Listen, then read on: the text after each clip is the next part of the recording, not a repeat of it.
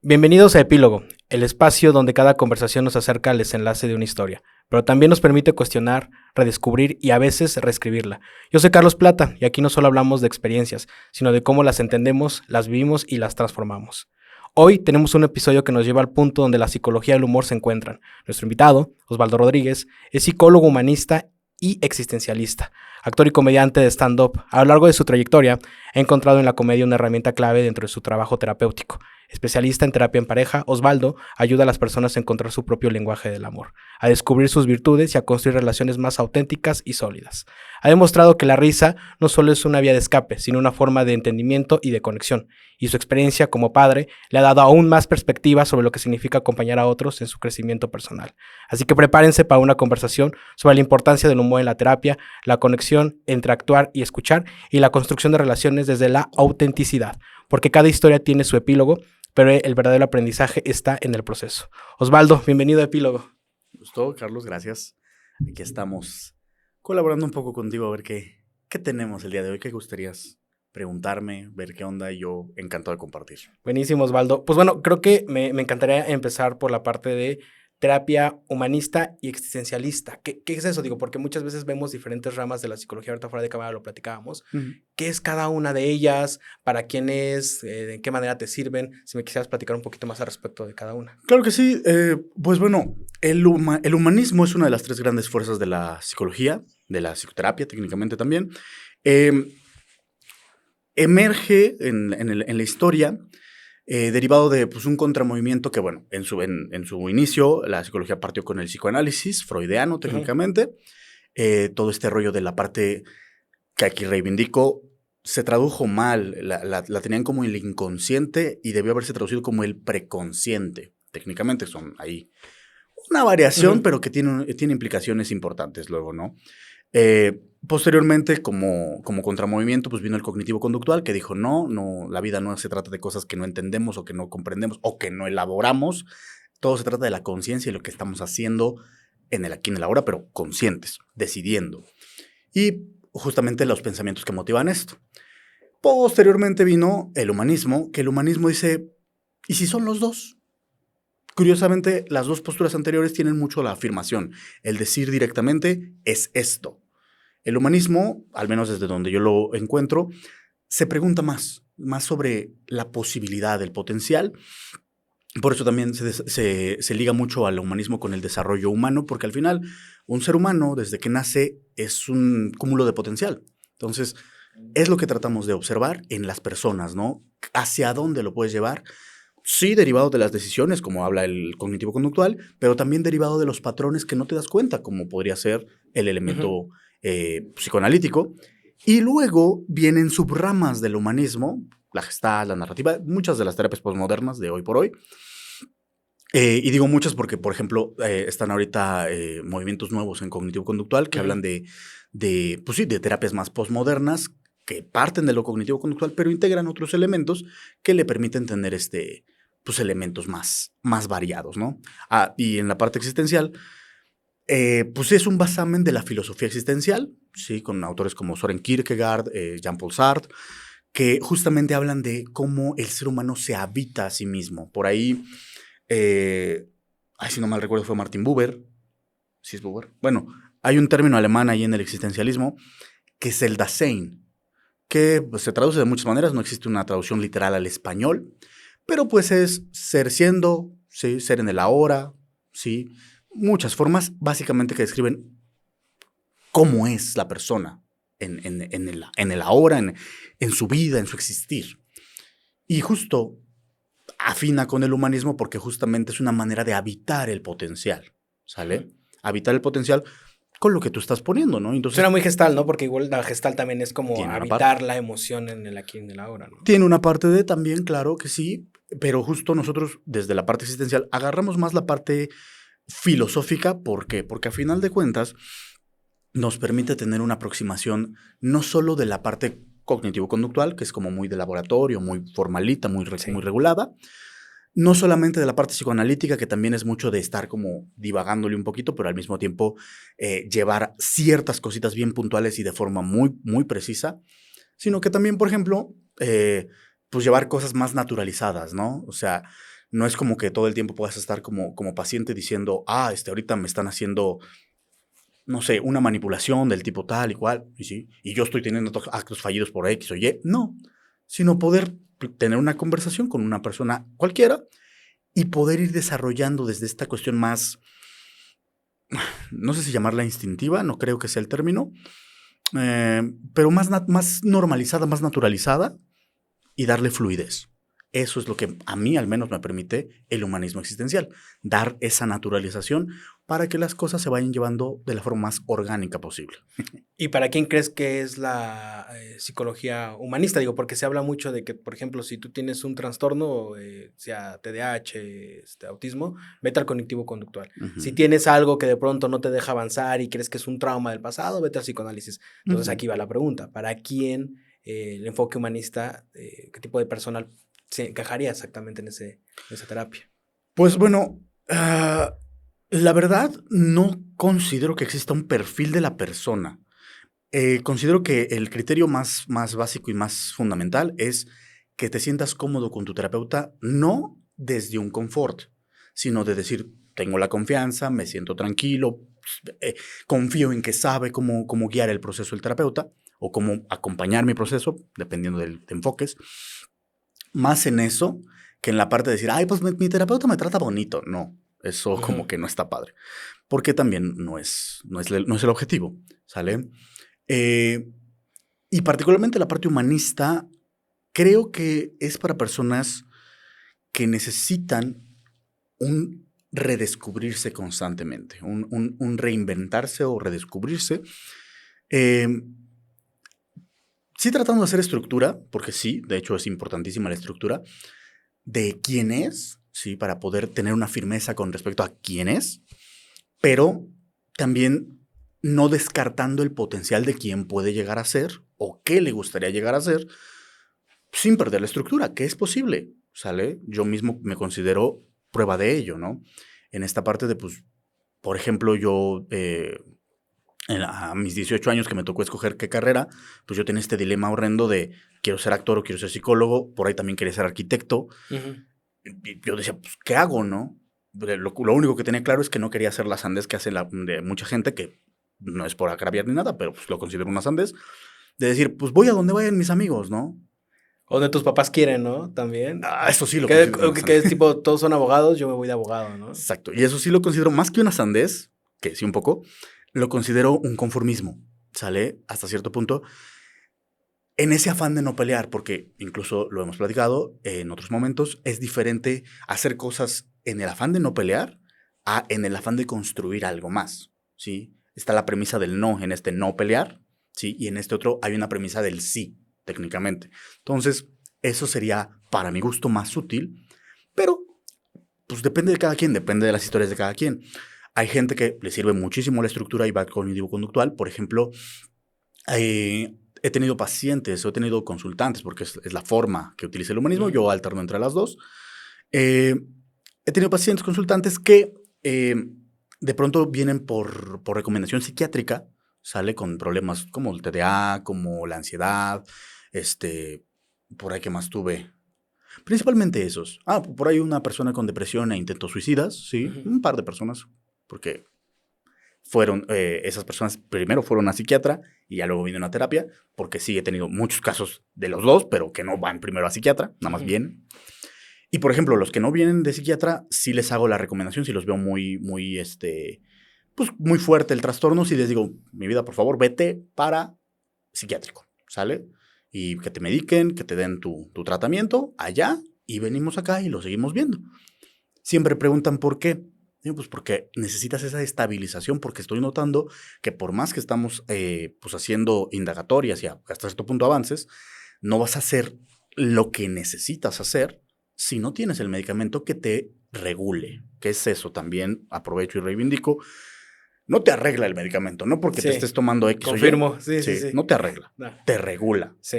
En el mejor de los casos, porque también, dependiendo de protocolos médicos, que eso ya se lo preguntarás a un médico psiquiatra, Hay diferentes protocolos, ¿no? Hay protocolos de carga en el que empezamos con dosis muy altas y le vamos bajando hasta encontrar la dosis que te adapta.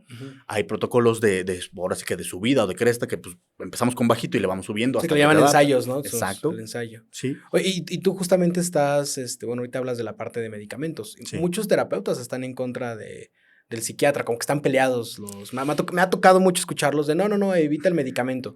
O sea, ¿tú qué opinas al respecto? Digo, yo considero, yo porque estoy estudiando, porque obviamente no he terminado, es hay casos en donde creo que sí se puede evitar, pero hay otros tantos en donde dices, sí tienes que echar la mano. O sea, tipo un TDAH o un autismo bastante alto, sí necesitas de tus pastillas, pero alguien que de pronto no lo tiene tan avanzado, creo que podría como evitarlo. ¿Tú qué opinas al respecto como terapeuta? Yo te diría que desde primera construcción, desde, por ejemplo, una terapia narrativa, te diría aguas con el lenguaje.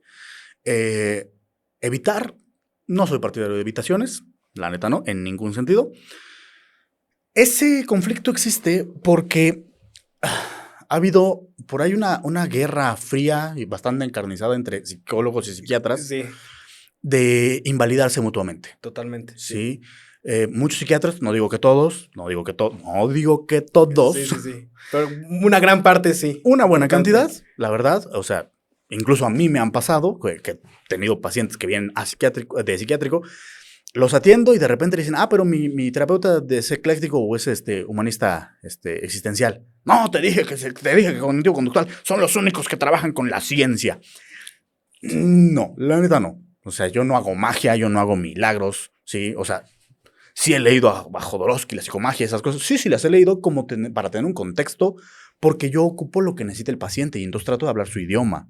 Sí, si tengo un paciente que me dice, no, es que mis ángeles me dicen que no sé qué, pues me empapo de eso y le ayudo desde su idioma, desde su lenguaje, ¿no? Ajá, lo que domina, lo ayudo a hacer andamiaje para llegar a los puntos que tenemos que llegar. Sí, no, por ejemplo, bueno, para que sepa, tú eres mi terapeuta. O sea, hay veces que, por ejemplo, tú para el entendimiento hablamos de anime, hablamos de cine, ¿Sí? que es como más tu lenguaje. Mi lenguaje. Justo. ¿No? Y entonces empleamos metáforas o incluso empleamos estructuras de ello, ¿no? Y podemos aterrizarlo en una manera más orgánica a lo que tengo enfrente de mí, ¿sale? En ese caso de la consulta. Los psiquiatras, muchos, no todos, alegan esta parte de que si no es cognitivo-conductual, no está basado en evidencias, no está basado en la ciencia, y entonces no funciona. Yo diría que no es tan así, porque a final de cuentas, todas las terapias tienen cosas que ofrecer. Sí, por ejemplo, el humanismo pudiera caer a veces en una cuestión de centrarse más en el potencial, más en el al rato, que no, pero muchos lo ven así. En este prime, ¿no? Que le llaman, ¿no? Exactamente, sí. en esa mejor versión de... Que no necesariamente, o sea, hay muchos abordajes del humanismo que te dicen, no, a ver, sí, queremos llegar acá, que seas tu prime, pero estás acá. Sí, vamos paso a pasito, construyendo, escalón por escalón, hasta que llegues acá. ¿Cómo le hacemos? Eso es lo que también checamos en ese sentido. Y que bueno, sí, muchas veces en el enfoque humanista es a veces más tardadito que en el cognitivo-conductual, porque el cognitivo-conductual te la avientes, es esto, es así, y vámonos, ¿sale? Si lo entiendes o no tanto, porque sí me he topado con consultantes que de repente agarran y dicen, no, es que yo fui con un cognitivo-conductual y pues me decía las cosas bien rudas y pues no me gustaba. ¿Ok? Pues sí, pues yo te las voy a decir igual, te trataré de ser lo más gentil posible, pero si no hay manera de decírtelo suavecito, pues te lo digo. El punto es que lo sepas y sepas qué hacer con ello. Ese es uno. Y del lado de los terapeutas, hay una invalidación porque te dicen que los psiquiatras, pues de entrada son insensibles, son piedras, sí. ¿Sale? Que, fíjate, yo procuro no decirlo, pero yo sí tengo una experiencia en la que cuando yo fui a hacer prácticas a un psiquiátrico, sí me tocó ver un brote psicótico de un pacientillo que pues sí le quería morder el brazo a un médico psiquiatra, y el médico con la calma del mundo dice, no, pues pide un calmante, ¿verdad? Pide la ayuda de los camilleros técnicamente, no me acuerdo qué nombre tienen específicamente, pero estas personas que ayudan a contener. Pero él tranquilo, o sea, y literal lo estaban atacando. Yo me espanté, yo estaba como a 3 metros de distancia y yo no era el objetivo de la agresión y yo estaba así como de, ay, Dios mío. Sale y él no, como ya nada más tomaba notas en su tablita y dije, órale. Se me hizo un poco insensible, pero no voy a decir que es una piedra y que no siente este señor. Supongo que ya está desensibilizado por toda su experiencia y qué bueno si le funciona, pero hay que tener cuidado de no caer en generalizarlo de todo, ¿sale? A todos los consultantes, a todos los pacientes, a todos los casos. Y bueno, del medicamento, pues sí también dice, ¿no? Que todo lo quieren arreglar con medicamentos. Que de hecho también los psiquiatras, muchos psiquiatras, no todos, tienen esta parte de decir que todo lo queremos arreglar con traumas los terapeutas. Uh-huh. Y entonces, no, son generalizaciones. Y curiosamente, desde la narrativa, si recurrimos a lenguajes absolutistas o generalizantes, perdemos panorama de muchas cosas. Sí, y yo creo que yo siempre he visto como el medicamento, cual si fuera, por ejemplo, que te manden a hacer ejercicio, que muchos dicen, es que el ejercicio te va a curar, bueno, no te va a curar, o sea, te va a ayudar y va a ser una herramienta más que te va a ayudar a tu proceso de tu bienestar. Yo creo que el medicamento es lo mismo, es como si fueras a hacer ejercicio, sí va a ser un empujoncito, si es que lo requieres, pero no lo va a terminar solucionando, van a ser como muchas cosas que se van a ir conjuntando, ¿no? Así es regulación. El ejercicio, por ejemplo, o sea, no es nada más irte a un gimnasio y levantar pesos ingentes y estar pujando de... No, porque eso no te hace nada realmente. Hay gente que puede hacer sus ejercicios con pesos ingentes sin estar pujando como si estuviera teniendo sexo. Sí, pero lo que hace a nivel interno es una segregación de hormonas que el cuerpo no distingue. O sea, por ejemplo, hacer ejercicio libera, por ejemplo, oxitocina. ¿Sale? Sí, dopamina y serotonina. Sí. Sí. También lo hace el sexo. Sí. También lo hace, por ejemplo, no sé, tener éxito en alguna cosa que te propongas. También lo hace en diferentes niveles, en diferentes formas, con diferente orden, pero lo hace, ¿sale? Y lo mismo pasa, por ejemplo, con las reacciones negativas. Hormonas estresoras, pues, ¿qué será? La adrenalina, la noradrenalina, el cortisol, ¿sale? Son elementos que hacen que tu cuerpo esté estresado, pero pues igual te estresa, no sé, una balacera, ¿sí? Algo muy mexa, no sé, que te deje tu novia. Sí. ¿Sí nos damos cuenta? Sí, una película. Una película también, sí. Que digas, ay, una película de terror, ¿no? Que sabes, y estás gritando como loco, no entres ahí, no entres ahí. Ahí estás estresado. Pero el cuerpo no distingue regulación de lo que está pasando. Él dice, pues este güey está estresado, hay que estresarlo. Pum. ¿Sale? Vuelvo al término de regulación, que es un término que ocupo bastante, pero porque es la forma digerida, es la forma diluida de decir un término médico, que es homeostasis, que es la forma de regulación y salud del cuerpo, sí. Que es a lo que tiende todo el tiempo el cuerpo. ¿Sí? Incluso en estados crónicos, como por ejemplo la diabetes, la hipertensión, o incluso en enfermedades crónico-degenerativas como el Alzheimer, la artritis, el cuerpo trata de regularse de alguna manera. Porque tiene ese trastorno, ¿sí? Que no le permite funcionar bien, pero entonces se adapta, ¿sí? Por ejemplo, no sé, una persona diabética, ¿sale? Con esa falla en su sistema, puede ser pancreático, que es la hormona insulina, la que está produciendo, por la que puede producir más, puede producir de menos, dependiendo de muchas cuestiones, o puede ser directamente un trastorno metabólico orgánico, sistémico o celular, ¿sale? Y entonces todas esas presentaciones pueden ser diabetes. La cosa es que el cuerpo se va a regular de forma diferente, ¿sí? Por eso hay algunos pacientes diabéticos que pueden andar con su coquita diario y andan bien relativamente, ¿sí? Sí, así como un depresivo puede estar trabajando, por Exacto. ejemplo, ¿no? Que es funcional y muchas veces decimos, oye, pues le pasó esto a tal persona, se desvivió, pero pues él estaba normal, ¿no? Como lo que sabemos de Heath Ledger y otros actores que dicen, es que era normal, pero no, o sea, puede irse moviendo. Y justamente en esa regulación habrá momentos de desregulación que se pongan muy intensos, ¿sí? Por ahí con Heath Ledger se supone, ¿no? Que derivado de lo que estuvo trabajando a nivel actoral con el Joker, pues tocó muchas fibras de sí mismo que no estaban del todo bien, que él las tenía reguladitas por lo que venía haciendo, pero que con esto se desreguló, y pues le vino un brote muy fuerte de depresión que lo llevó a suicidarse. Algunos especulan esto, no lo sabemos, de a ciencia cierta no lo sabemos. A mí me hace sentido, pero no descarto que puedan ser otros factores. Oye, ¿y cómo saber, por ejemplo, cuando necesitas ya psiquiatra? O sea, haz de cuenta que nunca tiré un proceso. Ajá. ¿En qué momento sé que es un psiquiatra o es un terapeuta común y corriente? ¿Cuáles son, digamos, esas señales? O sea, porque yo contigo llegó un punto donde dije, si ya necesito el psiquiatra porque siento que algo va más allá. O sea, no dejé el proceso terapéutico, lo dejé en stand-by y luego retomé, Sí. pero sí entendí que estaba el psiquiatra y fue cuando me diagnosticaron el TDA. Entonces, ¿en qué momento una persona que no ha pasado por ninguna de las dos puede saber si es una u otra? Pues es complicado porque al final, en ese sentido, perdón, ahorita me estaban llamando. En ese sentido, fíjate, es complicado porque no es como que digas un definitorio total. Teóricamente, los dos profesionales tendrían que estar capacitados para identificar cuál es la parte faltante del proceso genuino de sanación de la persona. Entonces, un terapeuta, pues tendría que tener la capacidad de decirle, oye, noto estas partes que igual te sería útil ir a revisarte con un psiquiatra, ¿sale?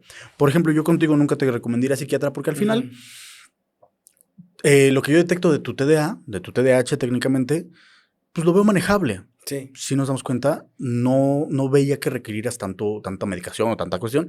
Dije, bueno, podemos aplazarlo un rato y ya, por ejemplo, cuando ya vayamos más avanzados, pues te digo, oye, sí te recomendaría también revisarte porque te noto estas cosas.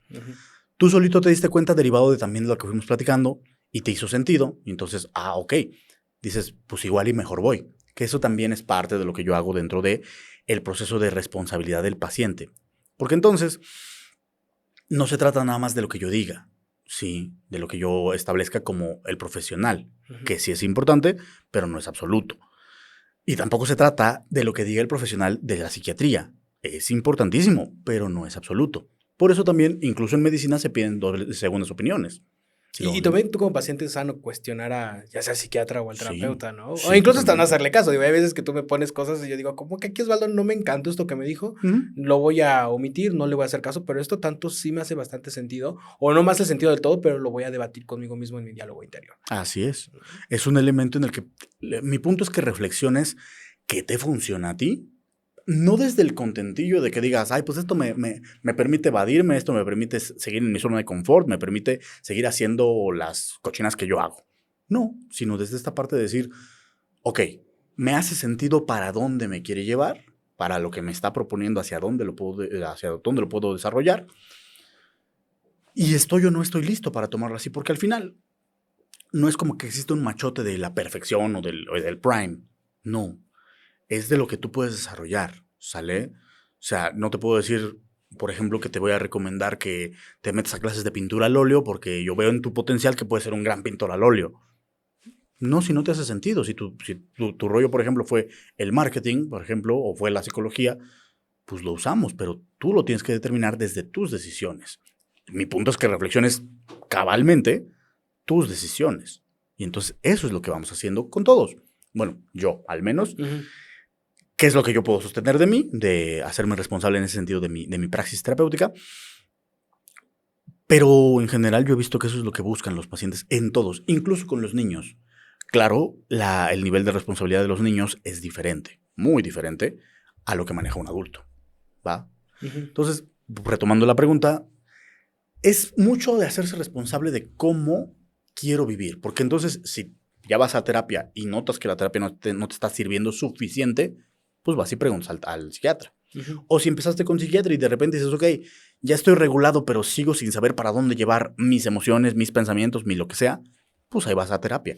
Pero justo creo que el definitorio más grande, si tuviéramos que hablar de un definitorio, sería que vayas a alguno de los dos procesos. Sí, no importa cuál, pero que termines acercándote, ¿no? Sí, yo diría, porque es el que te va a permitir darte cuenta que te está haciendo falta. Sí, y que no te pelees uno con el otro, ¿no? Digo, yo, por ejemplo, con el psiquiatra me diagnosticó, estuvimos un rato con metilfeninato, los concentras, me fue de la chingada, ya había platicado, pero igual, digo, voy a tratar de regularme solamente en terapia contigo y después tal vez voy a volver a probar porque hay otro tipo de medicamento que escuché que es un poquito menos intenso porque pues yo dije que es como te mencionábamos, ¿no? Yo no estoy tan arriba del TDAH, estoy como en medio.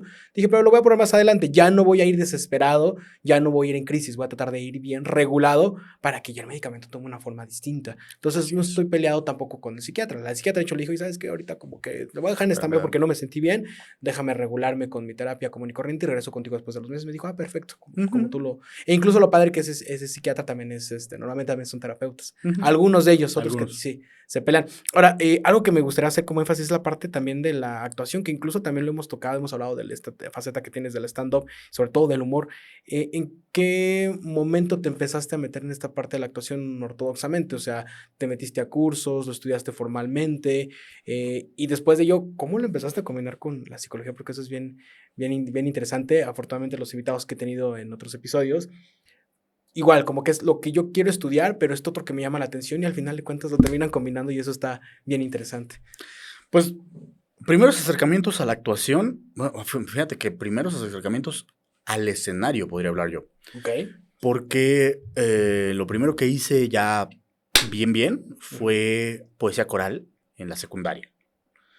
Y yo me enamoré de esto porque recuerdo que hicimos un... Híjole, no me acuerdo de qué fue el certamen de poesía coral. Pero ganamos a nivel país. Bueno, no se le puede decir ganar porque quedaron como diferentes primeros lugares en diferentes lugares del país, diferentes zonas escolares del país. Fueron los más reconocidos, digamos. Ajá, y entonces la final o la exhibición final, que no fue premiada en sí mismo, sino más bien fue de reconocimiento por participación, fue en Bellas Artes. Fue en el escenario de Bellas Artes, tendría yo que 13 años, más o menos. Y pisé Bellas Artes, pisé el escenario de Bellas Artes. Entonces, y me encantó porque fue un contraste bien impresionante para mí estar primero en las gradas de Bellas Artes, que yo nunca había ido a Bellas Artes. Sí. Luego pararme e ir atrás, ¿sí? A todo lo que es tras bambalinas y ver que sí está horrendo, la neta, sí está feo por atrás del escenario.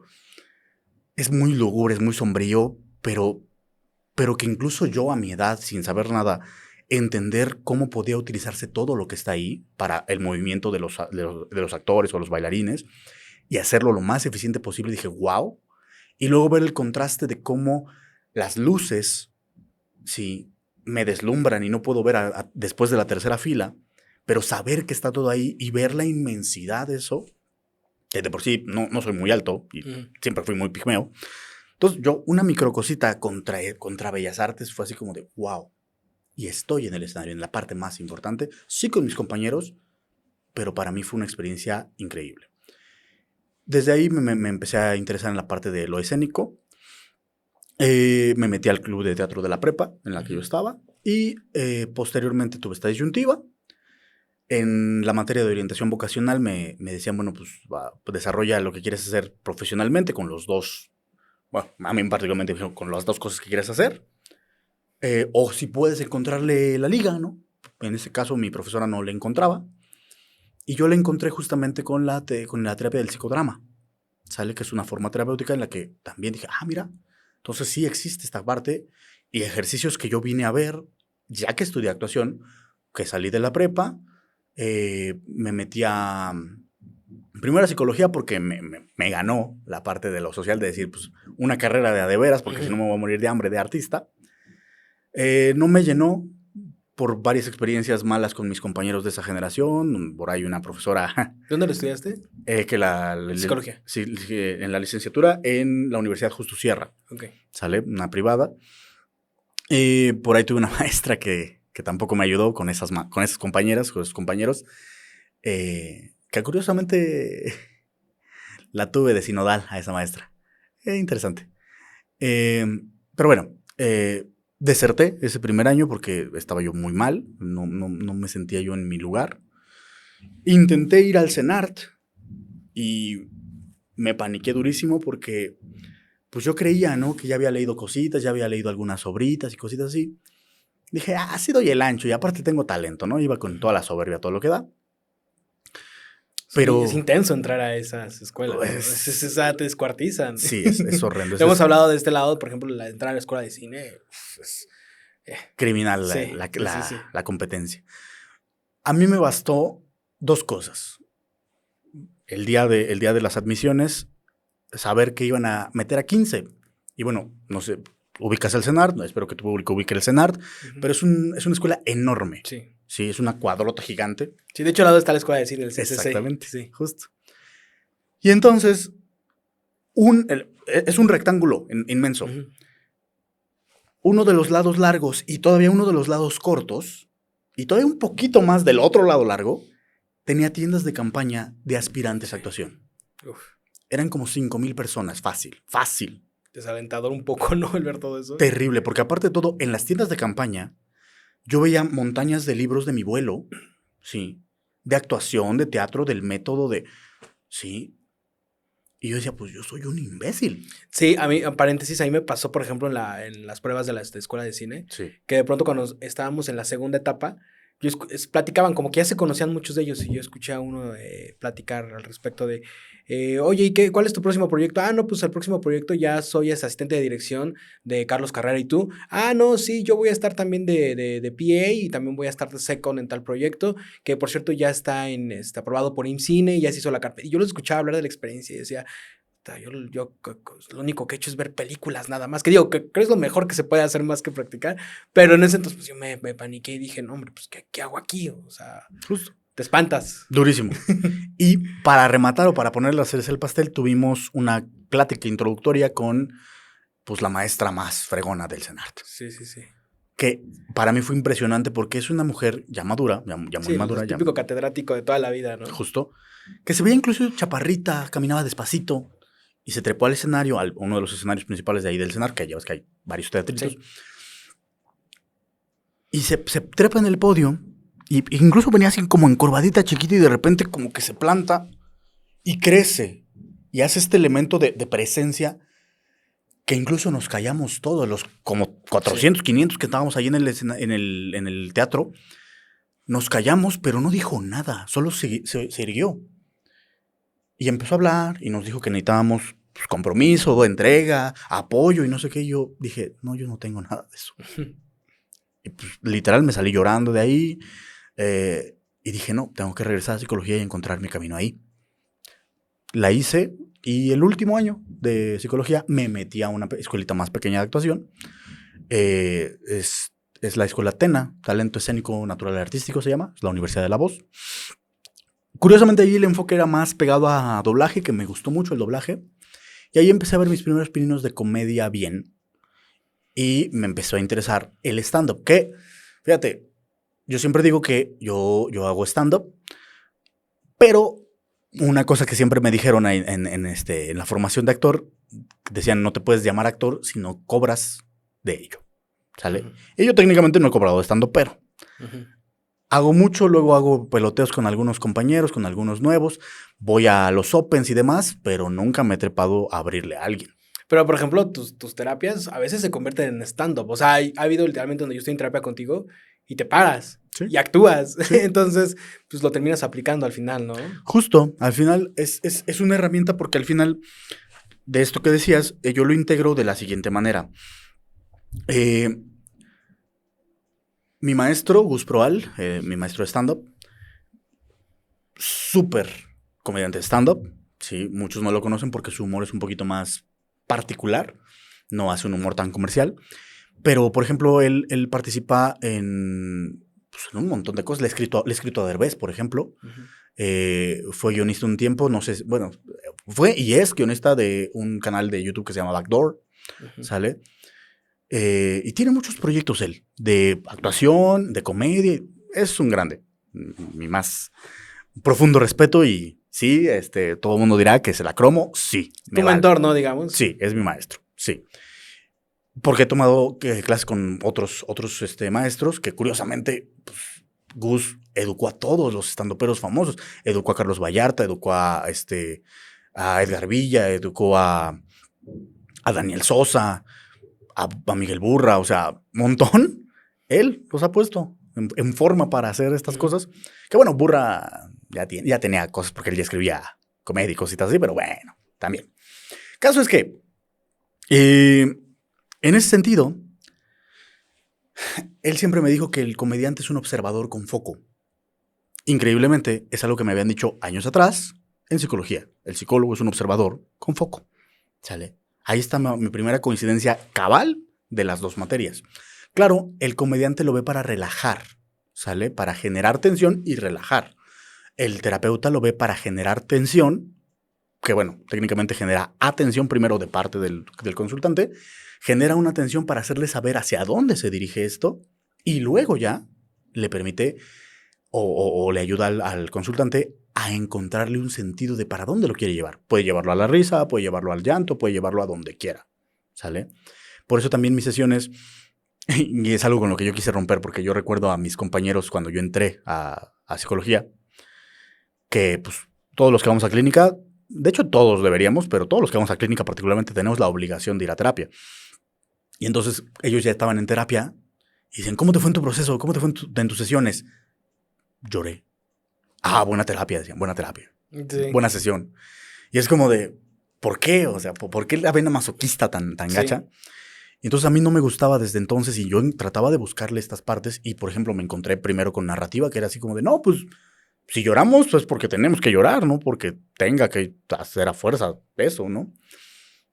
Encontré psicodrama en la que también, no, o sea, si lloramos es porque es contextual a la terapia. Sí, si tienes no, esta idea de que si vas a terapia es a sufrir, ¿no? A sufrir, a llorar, a a llorar. sacar y no. No necesariamente. Yo me la paso bomba. Sí, no siempre. Sí, o sea, sí, no es del siempre. Hay momentos es que sí, me ha pasado que de pronto estoy bien chucky, pero hay otros momentos, casi la mayoría de veces, voy a pasármela bien yo a terapia. Y digo, incluso aunque vayas a confrontar, pues tratas de encontrar una manera de lidiar con ello, ¿no? Tranquila, sí, o sea, y es lo que les digo, ¿no? Trato de que sea gentil, pero no por eso falto de contundencia, ¿no? Está pasando esto, pero mira, o sea, que por ahí una muletilla que luego uso mucho, que tú la has visto, que es, no es que esté mal, pero, ¿sale?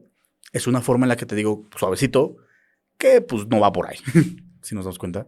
Entonces, ahí están, pero depende de cada quien. Hay terapeutas que son muy crudos, por ahí me acuerdo, por ejemplo, de un terapeuta que tuve que fui como 3 sesiones con él, que él sí me decía, no, es que tienes que poner límites, porque si no, eres un blandengue, y entonces no puedes poner límites y por ende te van a pasar todos encima, y entonces, ¿cómo esperas que te traten como persona, o como hombre, o como no sé qué? Yo terminaba, no podía llorar, porque incluso yo decía, ¿qué va a decir, no? me va a cajetear, me va a aventar algo, porque siempre tenía por ahí un jarroncito al lado de su silla.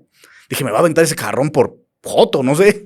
Y entonces, no, yo me inhibía mucho con ese Es que creo que también depende de la etapa de vida en la que estés, ¿no? O sea, porque, por ejemplo, yo, mi terapeuta pasado, yo he tenido 2, el anterior y tú, el pasado era muy contundente, era crudo, o sea, sí me decía, deja de hacer esto, aplícate, y me ayudó mucho en una etapa en salir de un hoyo en el cual yo estaba, pero también llegó un punto donde eso ya me dejó de servir, o sea, ya...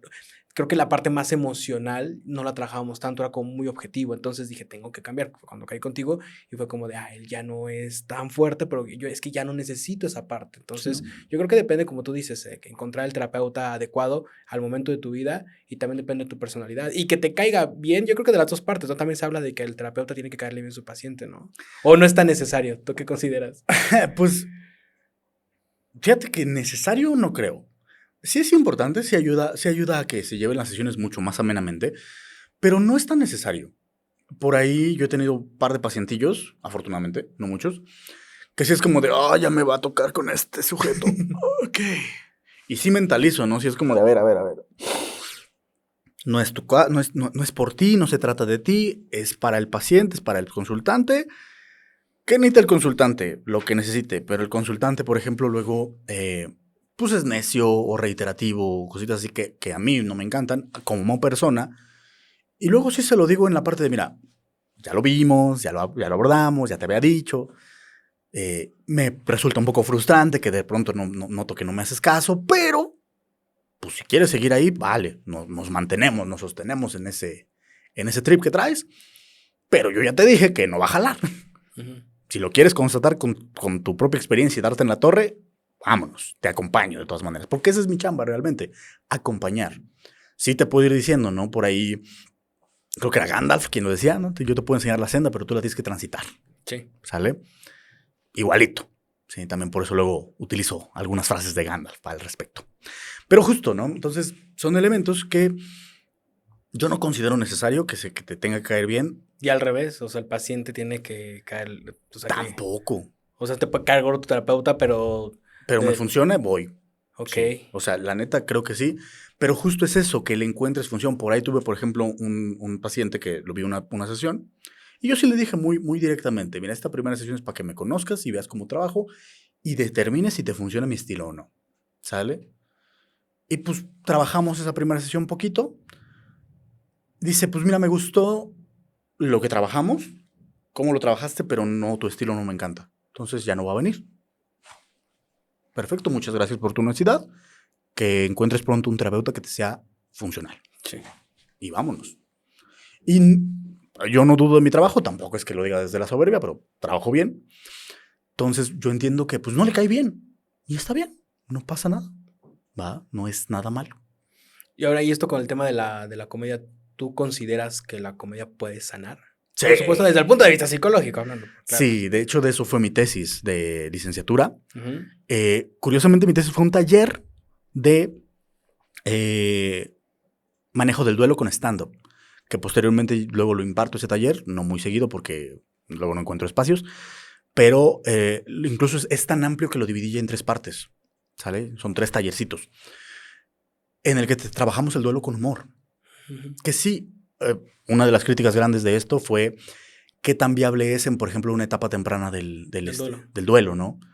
Y sí, yo reconozco que no funciona para todo, pero la gran mayoría no me entendió, y normal, porque no lo supe plantear del todo bien entonces, que por eso lo he ido puliendo, que una cosa es hacer humor como el resultado de reír, o sea, de la parte de que ya te ríes, ¿sale? Por ahí lo explico, creo que te lo expliqué a ti alguna vez. Es como reconocimiento, ¿no? De la situación, tal vez. Exacto, porque justo... Yo, porque a mí me ha pasado también. El comediante es un observador con foco, y entonces primero te enfocas y observas.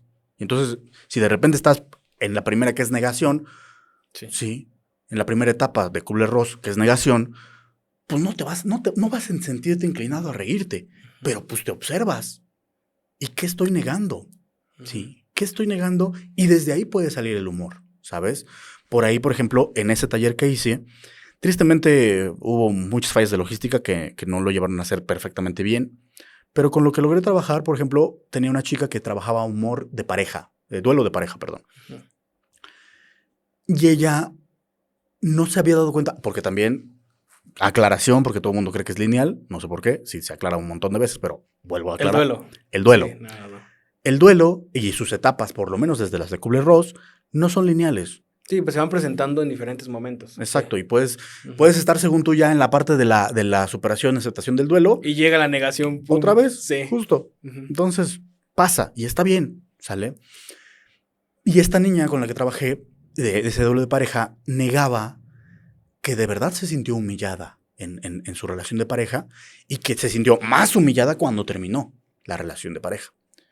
Y entonces por ahí, por ejemplo, hizo un chiste ella en esa observación con respecto a una mascota que tenía su novio, una perrita, curiosamente. Y arma un chiste en la que dice, él le daba toda su perra, ¿no? Sí. Le daba, la alimentaba, le ponía casa, sí. Nada más le faltaba ponerle departamento. ¿Cómo me hubiera encantado ser esa perra? Ah, pero según él sí fui. Sí. Pero lo dice en esta como soberbia, pero ya no es esta soberbia directa de me protejo. Es un acepto. Me expongo, ¿no? Exacto. Sí, o sea, creo que yo te lo platicé alguna vez y lo voy a compartir. Que justamente en mi última relación, ves que mi expareja en ese entonces se había ido a Europa inmediatamente. Creo que han pasado 3-4 meses y se había ido a Europa con un nuevo novecito ya tenía. Uh-huh. Y eso a mí me dolió muchísimo, ¿no? Porque yo estaba con este tema de voy a dejar transitar mi duelo. Yo no quiero pareja en este momento. Entonces, cuando me enteré después, regresamos y estaba eso bien, híjole, cómo me punzaba. Uh-huh. Hasta que yo un día, que incluso yo fui a terapia en pareja contigo, con ella precisamente, ahorita hablamos también de eso, uh-huh. Donde yo sentí que sanó fue un día que hice un chiste porque ella se fue a Italia y hay los famosos canales italianos y estábamos precisamente por el canal del Río de los Remedios, que somos vecinos. Sí. Y me acuerdo que estábamos caminando cercano ahí y le digo, mira qué curioso, cómo es irónica la vida. Tú estabas hace algunos meses en los canales de Venecia y ahora estás en el canal del Río de los Remedios, aquí en la Gustavo Madero. Se empieza a reír, yo no me reí, ella se empieza a reír, pero para mí fue como tan refrescante también ese tema de, ya lo acepté, ya dije que sí me duele, ya te lo dije, sí me duele, sí. Pero lo hice con un chiste y desde entonces, te lo puedo confesar, ya no me duele, o sea, ya transitó. Y curiosamente no había pasado ni siquiera en terapia, pasó en ese momento con un chiste que al final de cuentas también era un poco para mí, ¿no? O sea, como que también me eché la pedrada, que también eso es un poco el stand-up, ¿no? Así es. De hablar de tus carencias, hablar de algo que te duele, para hablar de ti, criticar una crítica hacia ti mismo, ¿no? Para manejarlo, sí, Ujú. porque al final la gente cree que superar, y de hecho tienen toda la razón de creerlo así, porque superar es como dejar atrás, trae esa connotación. Es más bien reivindicar, tú me lo has mencionado, ¿no? Yo me gusta llamarlo como trascender, Ujú. porque trascender es integrar y seguir avanzando. Pero lo integras, o sea, ahí lo traes, es Sí. parte de tu mochila, pero ya sabes dónde acomodarlo. No es como cuando traes un paraguotas gigante, traes una mochilita y no entra en la mochila el paraguas. Sí, que no sabes si lo pones en la mochila como si fuera una funda, o si lo metes entre la mochila y tu espalda, o si lo llevas en la mano. No, sabes dónde ponerlo. Y funciona. ¿Sí nos damos cuenta? Ahí. Ya sabías, ya con ese chiste lograste dónde ponerla y dónde ponerte, sobre todo, que eso es lo importante. Porque sí. Que me expuse, porque no es lo, o sea, me expuse en el sentido de, yo no estoy en Europa, cabrón, o sea, yo estoy aquí en la Gustavo Madero. Así es. Pero eso también me ayudó, te digo, a sentirme bien, decir, bueno, ok, no, pero pues también Sí. valgo igual que un cabrón que está allá, ¿no? Tengo lo mío, sí. Pero eso ni siquiera lo descubrí en terapia, o sea, ¿No? fue curioso que fue en un chiste y fue en el momento. Que es parte al menos de mi diseño. Yo siempre les digo a los pacientes, mucho de lo que se va a trabajar, los 20 o mi terapia está diseñada para que los 20 caigan afuera, ¿sí? Afuera del espacio terapéutico. Sí. ¿Por qué? Porque a mí no me interesa que te ilumines en el espacio terapéutico y se te olvide saliendo de la puerta. No. Sí. Necesito que lo normalices afuera para que vivas tu vida afuera lo mejor posible, con la mejor calidad de vida. Y te doy las herramientas. Justo, muy probablemente no hubieras pensado en un chiste o en ese chiste específico que es de un humor más negrillo, si yo no hubiera hablado contigo de este tipo de herramientas, de este Sí. tipo de formas. Si Sí, que después lo terminé aplicando también con mi abuelo, ya lo platicé en el podcast pasado, igual. Exacto. Que ya cuando me empecé a reír de la muerte de mi abuelo fue ya algo muy, ya empezó, se reivindicó la pérdida, ¿no? Así o sea, es. no es que haya superado, o sea, ahí sí ya hay la pérdida, pero llegó a otro puerto. Ahora, hablando precisamente de la parte de pareja, tú me lo has mencionado, que es donde más tú disfrutas esta parte de la pareja. ¿Qué es eso que más te apasiona ayudar a las personas en sus relaciones? Porque tú, te digo, justo tú me lo has platicado, que más que dar en terapia individual es la terapia de pareja. Me divierto pareja. mucho. Me divierto mucho en la terapia de pareja porque soy medio fan de los retos, Sí. ¿sabes? Y digo medio porque pues sí me canso, la neta. Y Sí. conforme me voy haciendo mayor, me canso más. Ujú. Pero es un reto porque son dos procesos, son dos personas que tienen dos procesos diferentísimos, similares pero diferentes, Ujú. y hay que sincronizarlos. Es un rollo, es como ser... Sincronizados con más, que se pongan de acuerdo, ¿no? Más bien sería como... Es que eso para mí ya es un fin último, y no porque sea el último, pero es uno de los fines últimos, es ya la parte avanzada, no, Ujú. es ayudarle a primero a verse, ¿sí? Y me gusta metaforizarlo así porque verse es un sentido distal, te permite, una persona con una buena vista ve de lejos y entonces puede estimar cosas de lo que ve, y luego escucharse, que es en esta parte de te escucho con atención, Sí. y luego ya tocarse, ¿sí? Contactarse físicamente. Y entonces, ya para el contacto físico ya está cerca. El escucha también es un sentido de media distancia, Sí. ¿sí? Entonces, fíjate, primero ves que es de lejos, luego escuchas que es de media distancia y luego tocas que es de corta distancia. Y luego de que ya hiciste todo eso, ya viene entonces ahora nos ponemos de acuerdo. Porque entonces podemos elegir ver hacia un mismo lado, ¿sí? Hacia una misma dirección. Y no sé, tal vez yo soy medio miope, pero tú tienes visión 20/20, entonces ayúdame a ver hasta allá.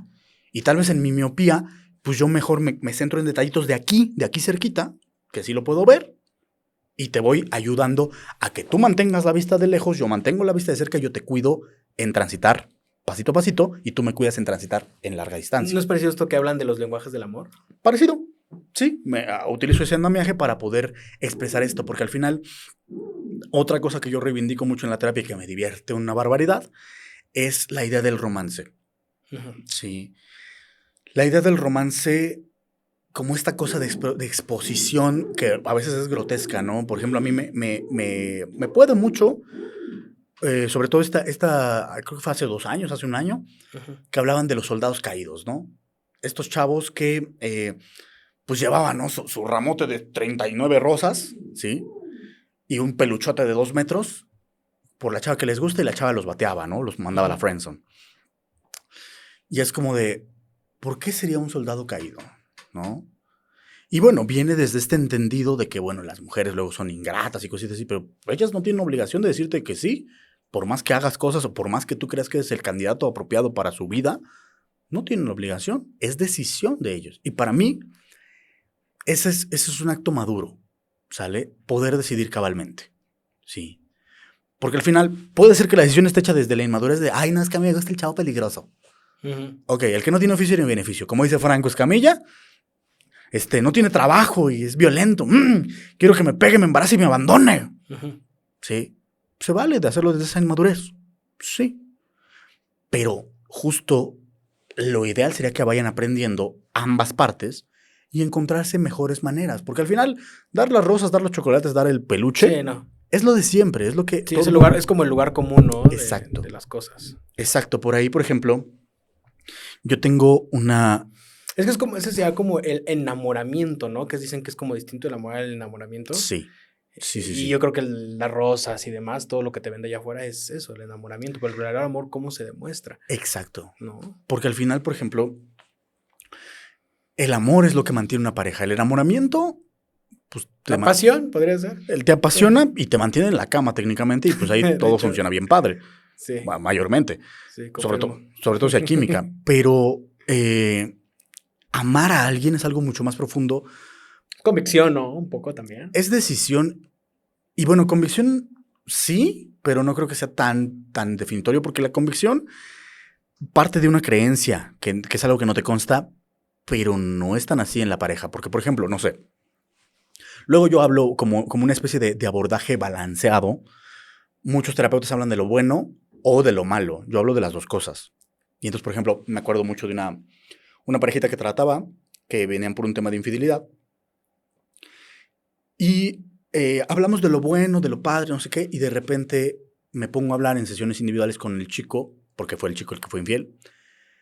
Y le digo, es que, porque había todavía la parte de la desconfianza, ¿no? De, es que, ¿cómo puedo confiar en ti si me lo hiciste y me dijiste que no? Y le digo, mira, es que tienes que hablarlo también desde lo bueno, desde lo que ofreces, que eso es lo que va a hacer que confíe en ti, ¿sale? Pero lo que haga que pierda la desconfianza puede estar en otro lado. ¿Cómo qué? Yo, por ejemplo, no sé, habla de tus partes negativas.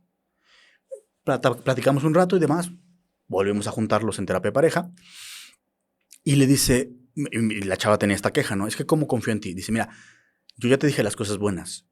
Sí, esas me tienen como tranquila, pero no termino de quitarme el desconfiar de ti. Dice, mira, entonces si no me crees en las buenas, créeme en las malas. Y dice, soy bien mamón. Entonces no me gusta cualquier vieja. Las viejas con las que te puse el cuerno, sí. Lo hice porque me hizo sentir mamón, o sea, me hizo sentir alzado. Y eso fue. Pero ahora yo te puedo decir que ya, si lo hiciera, lo haría con una chava mejor que tú. Que esté más guapa, que sea más lista, que sea más... Y perdón, en los años que llevan, porque ya llevan como 7, 8 años. No creo encontrarla, ¿no? No creo encontrarla. Y no la estoy buscando. Sí. Entonces, no la estoy buscando, no creo encontrarla y tendría que ser mejor. No Sí. te voy a poner el cuerno con alguien peor o con algo más fácil, que eso es algo que también yo manejo mucho en ese tipo de situación. Generalmente lo hacemos o mayormente lo hacemos por algo más fácil. Osvaldo, ¿tú consideras que lo peor que le puede pasar a una relación sea ser una infidelidad? Es que es truculenta la pregunta porque... Es mañosa, sí. ¿Por qué aguas? O sea, pueden pasarle muchas cosas bien feas a la relación de pareja. Pero que fuera la infidelidad lo peor, no lo creo. Creo que es una oportunidad para replantearse muchas cosas de uno y de la pareja. Pero por acontecer, creo que lo peor que le podría acontecer a una pareja sí sería que empiece a nacer y a crecer la apatía o la indiferencia.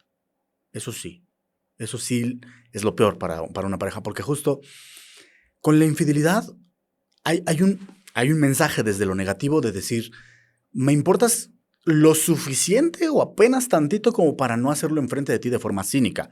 En la mayoría de los casos, no en todos. Pero no te quiero perder y lo hago en secreto por eso. Sí, o sea, hay una pequeña ahí cosa trastornada. ¿Lealtad se podría decir? No. porque no es lealtad, porque es una cosa del individuo que es infiel. Ujú. No quiero perder a mi pareja por lo que le implica generalmente positivo, que ahí hay una visión objetivante y sí muchas cosas, pero que de cierta forma hay una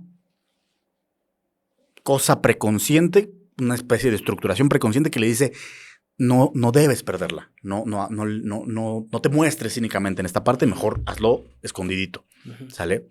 Cuando es cínico también tiene una cuestión ahí de cierta manera, es que no quiero decir de cuidado o de consideración, porque no son los términos, pero digamos que es un intento de no hacer daño, Ujú. ¿sale? Porque al final la gran mayoría de la gente no es infiel por querer hacer daño, es Sí. infiel por carencias propias, ¿sale? Del individuo, que es infiel generalmente, y generalmente pleitos internos de la persona que, pues, que es víctima de la infidelidad.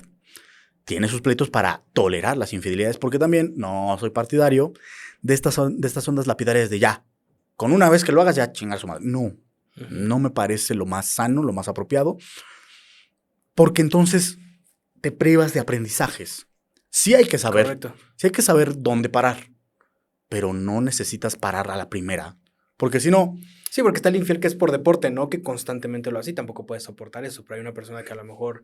O la típica infidelidad, ¿no? De la mujer que recientemente acaba de ser mamá y el hombre va y corre a ser infiel, ¿no? Que es. exactamente, es una común Ajá, es muy común. que no me puedo parar porque no es mi función hablar de lo bueno y lo malo, porque sabemos todos que está mal. Sí. Pero aguas, o sea, sí, la acción está mal, pero lo que yo puedo hablarte es qué en tu cabeza, en tus emociones, en tus estructuras motivó a que lo hicieras mal. Sí. Y sí, muy probablemente hay muchos paradigmas, hay muchos preconceptos, hay muchas cuestiones que están mal planteadas y que te llevan a actuar mal. Ujú. Entonces, replanteamos eso y lo podemos arreglar.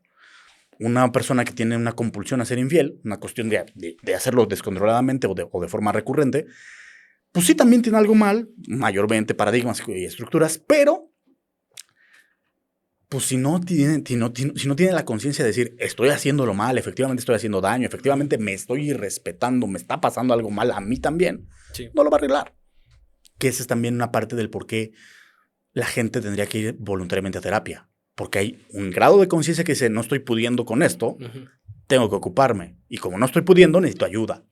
Oye, por ejemplo, mencionas el ir a terapia. ¿En qué momento de tu relación podrías decir necesitamos terapia en pareja? O sea, ¿cuáles son esas señales para decir ya no podemos solos, ya necesitamos a alguien que nos ayude? Esa es la primera más grande, ¿sale? Ya no podemos solos, necesitamos a alguien que nos ayude, Ok. eso sí.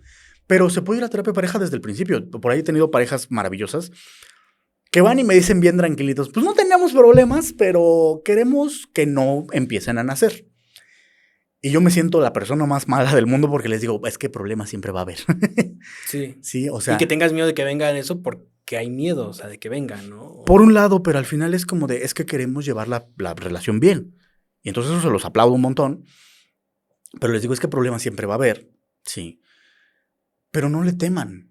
Los problemas son, dice por ahí una forma del coach, Ujú. del coaching, pues los problemas son oportunidad, ¿no? Por ahí dicen que en chino o en japonés se escribe igual problema que oportunidad. Sí. Entonces, son una oportunidad de revisar qué necesitamos para tener bien la relación. Sí, sí, sí. Entonces, en cuanto tenemos disconformidades, pequeños roces, podría ser una buena oportunidad para ir a terapia de pareja, porque también tengo esas parejas maravillosas que me considero un romántico y entonces justamente es como de, ay, qué bonito. Pero hay otras parejas que yo les digo, que ya vienen con pleitos serios y les digo, sí, mayormente las parejas cuando ya vienen con pleitos serios es porque tendrían que haber venido de 4 a 6 meses antes. Sí, o sea, ya van cuando ya explotó totalmente, Sí, ya ¿no? está crítico.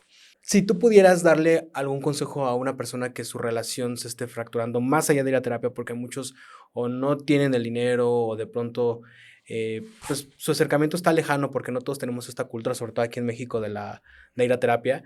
¿Consejos generales le darías a una persona que está pasando por un mal momento, esté fracturada ya la relación, para que pueda, pues de nuevo, reivindicarla? ¿Qué es eso? Digo, a nivel general, ¿qué pudieras aconsejarles? Wow. Fíjate, es una pregunta difícil porque dependerá de la situación particular por la que estén mal, Sí. ¿sale? Pero Primerísimo, afirmar el afecto. Yo lo llamo afirmar el amor porque vuelvo, soy un romántico. Sí. Pero afirmar el afecto. ¿Por qué? Porque al final de cuentas, afirmarlo, verbalizarlo de forma afirmada, también ayuda a que la persona que lo emite sea consciente, ¿sí? Porque puede pasar que haya aferramientos, que haya cuestiones como que digas, pues estoy aquí porque pues, la costumbre, Sí. mil y un cosas, No ¿no? quiero estar solo, ¿no? Ajá, debería estar solo, preferiría estar solo, no me está funcionando de plano, o sea, mil y un cosas. Entonces, pero afirmar el afecto también ayuda a que la otra persona diga, pues si quiere estar conmigo, ¿sale? Porque aguas, afirmar el afecto no es nada más decir te amo y vámonos, no. Es un ayudarle al otro a entender por qué estoy quedándome, ¿sí? ¿Qué me motiva a estar aquí con esta persona, aún en estas circunstancias gachas? ¿Sí? Porque aguas, podría decirlo como un elemento en el que retoma el matrimonio, ¿no? En el matrimonio se hace tradicionalmente estos votos o Sí. esta ceremonia, este ritual en el que dices en las buenas y en las malas, en lo próspero y en lo adverso, en la salud y en la enfermedad, ¿sale? Pero dimensionar eso no cualquiera, ¿sabes? O sea, como que todo el mundo lo tiene ya como muy, muy naturalizado de, sí, eso se dice, pero dimensionarlo no es fácil, porque justo estar en las malas, cualquiera está en las buenas, pero estar en las malas, sí es como de, wow, ¿qué requiere de mí primero para estar con alguien más en las malas, ya sean mías o de la otra persona o de los dos? Y en efectos prácticos, ¿cómo se reafirma el afecto?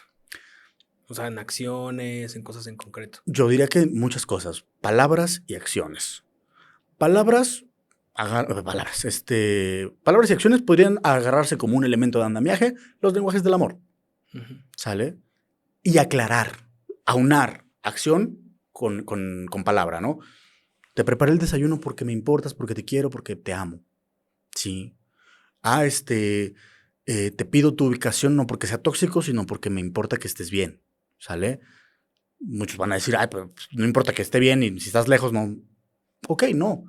Pero si tú lo haces desde esa intención, es una forma de afirmar el afecto, ¿sale?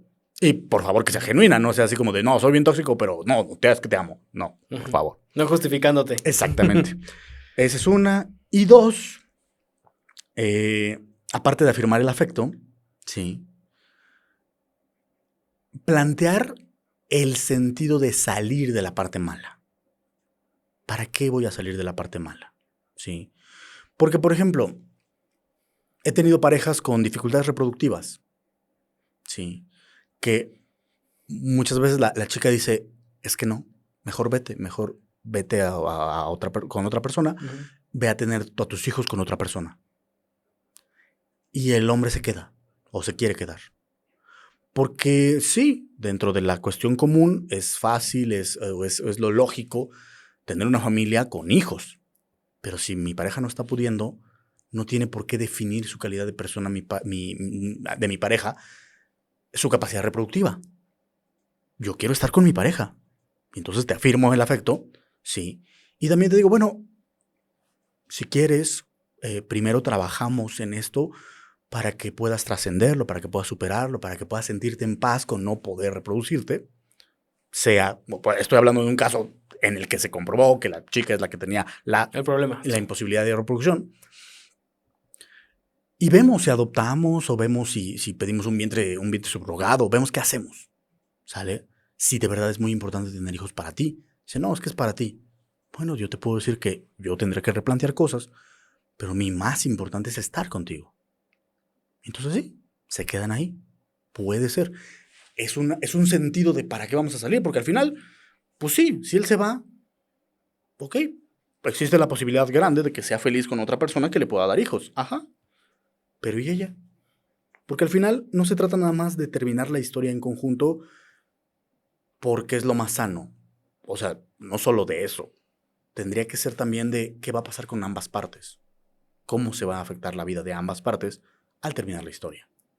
Yo soy muy defensor de que termine lo mejor posible y que las consecuencias posteriores sean las mejores posibles. Y ya. Nada más. Ujú. Y ahora pasando un poquito como a la otra parte, a la vida de la soltería, ya no de pareja, Ok. creo que lo hemos platicado, o sea, justo como hoy en día es muy complicado conseguir pareja, ¿no? Acaba de salir un estudio que en Estados Unidos más del 70% de las personas que en los últimos años encontraron pareja en redes sociales, ¿no? Y esas parejas justamente terminan rompiendo. Y yo creo que una pregunta concreta que te tendría es, alguien que quisiera encontrar pareja, ¿qué necesita hacer para justamente tener una y sobre todo elegir bien? Ah, güey.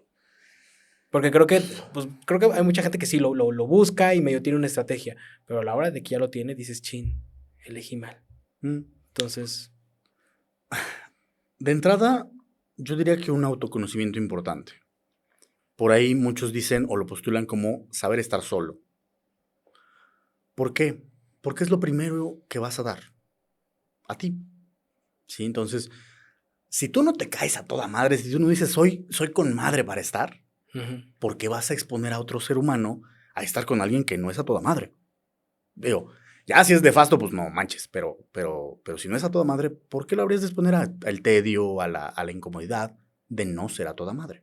¿Sale? Que ojo, no digo que sea lo único que seas, pero si ya tienes eso chidísimo que ofrecer, pues puedes. Si no, búscale. Búscale qué te hace interesante, qué te hace buen compañero, buen escucha, buen algo, sí, desde ti, desde lo que eres, desde lo que puedes aportar. Porque también, no niego que hay relaciones en las que, no, pues yo lo único que tengo que aportar es dinero. Perfecto. Habrá alguien ahí que quiera dinero. Sí. Tal vez quiera otras cosas, pero pues cuestión de ponerse de acuerdo. Sí. ¿Qué? Cosa dos. Sí, esa es la primera. Autoconocimiento. Saber estar solo. Cosa dos. Hacerlo en consonancia, ¿sale? De lo que uno es. La búsqueda de la pareja, hacerla en consonancia de lo que uno es. ¿Sí?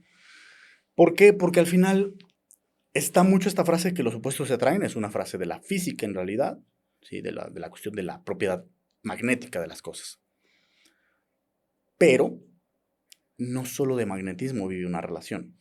sí. De hecho, vive más de las similitudes. Sí, porque justo si a mí me gusta ver muchas películas y a ti no te gustan ver nada de películas, pues, ¿dónde va a haber esa Sí, conexión, esa empatía, ¿no? exactamente. Porque incluso puede pasar que a mí no me gustan ver películas, a ti sí, pero a mí me gusta verte feliz. La vemos, Sí, claro. la vemos, Ujú. aunque un poquito oscuras, pero te veo. Y estamos bien, sí, porque hay esa afinidad parcial, ahí nos ayuda. Hay muchas otras maneras en las que podemos encontrar esa parte como afín, como consonante de lo que yo soy. Y eso es la importancia de construir primero quién eres, ¿sale? ¿Tú crees que en ese camino de tú encontrarte ya podría en alguna manera ser una consecuencia para que una persona se termine acercando a ti? Sí, porque al final, Porque hay mucha gente que tiene miedo, o sea, es que qué tal si me termino descubriendo en 20 años y nunca llega nadie. Es como el miedito que se tiene. Digo, existe, yo también lo tengo, o sea, como de, ok, me estoy descubriendo, estoy trabajando en mí, mis cosas que me gustan, mis pasiones, pero si en ese camino no llega nadie.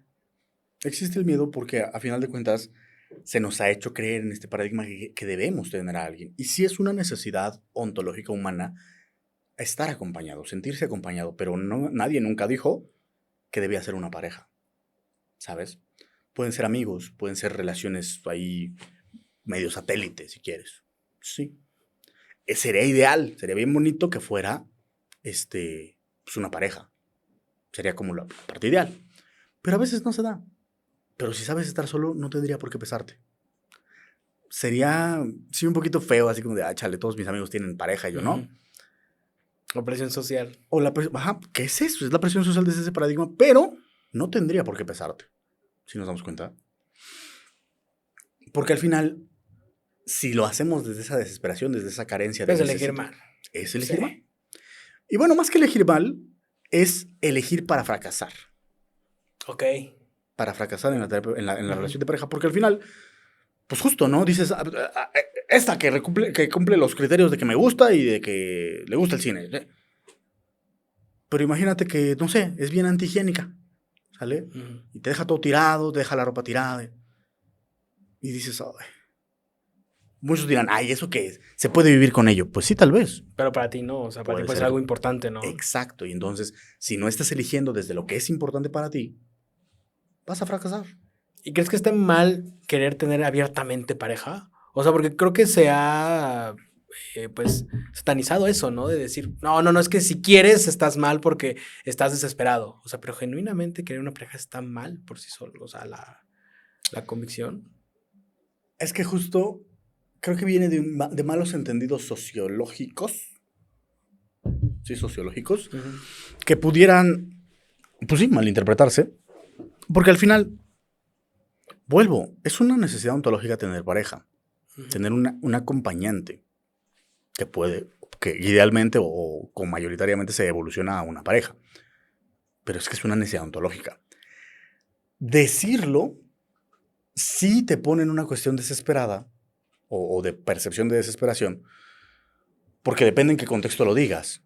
Sí, por ejemplo, se inventaron estas cosas de las citas relámpago. ¿Sí ubicas esa modalidad? Uh-huh. Sí. Speed dates, ¿no? Que le Speed llaman. dates, Uh-huh. sí. En las que, pues, un ratito, 2 minutitos y vámonos, cambias de mesa. Sí. Sí, como hombre. Y las mujeres son las que están ahí esperando a ver quién les convence, quién les atrae. Que ya vi que también está malvado, ¿eh? Ya vi alguna que te conté. Sí está malvado, está malvado. Pero eso ya debería ser suficiente hecho para decir, quiero una pareja. Uh-huh. Ya debería bastar. Pero hay hombres o mujeres en ese sentido que pues en la plática se les sale, es que sí quisiera tener una pareja porque no sé qué. Y ya cuando lo están nombrando, si ya estás redundando porque ya estás en el lugar para tener pareja y aparte expresas expresamente que quieres tener pareja, así es como de... Entonces era como estar en una fiesta y dices, ya me dio hambre. Es como de, oye, espérate, pues todavía no sale la comida. O sea, como este comentario imprudente podría ser. Que no es el momento de decirlo exactamente. Digo, está bien que tengas hambre, pero si estás con tus cuates, puedes decir, tengo hambre. Pero si estás en una reunión familiar y tú eres el invitado...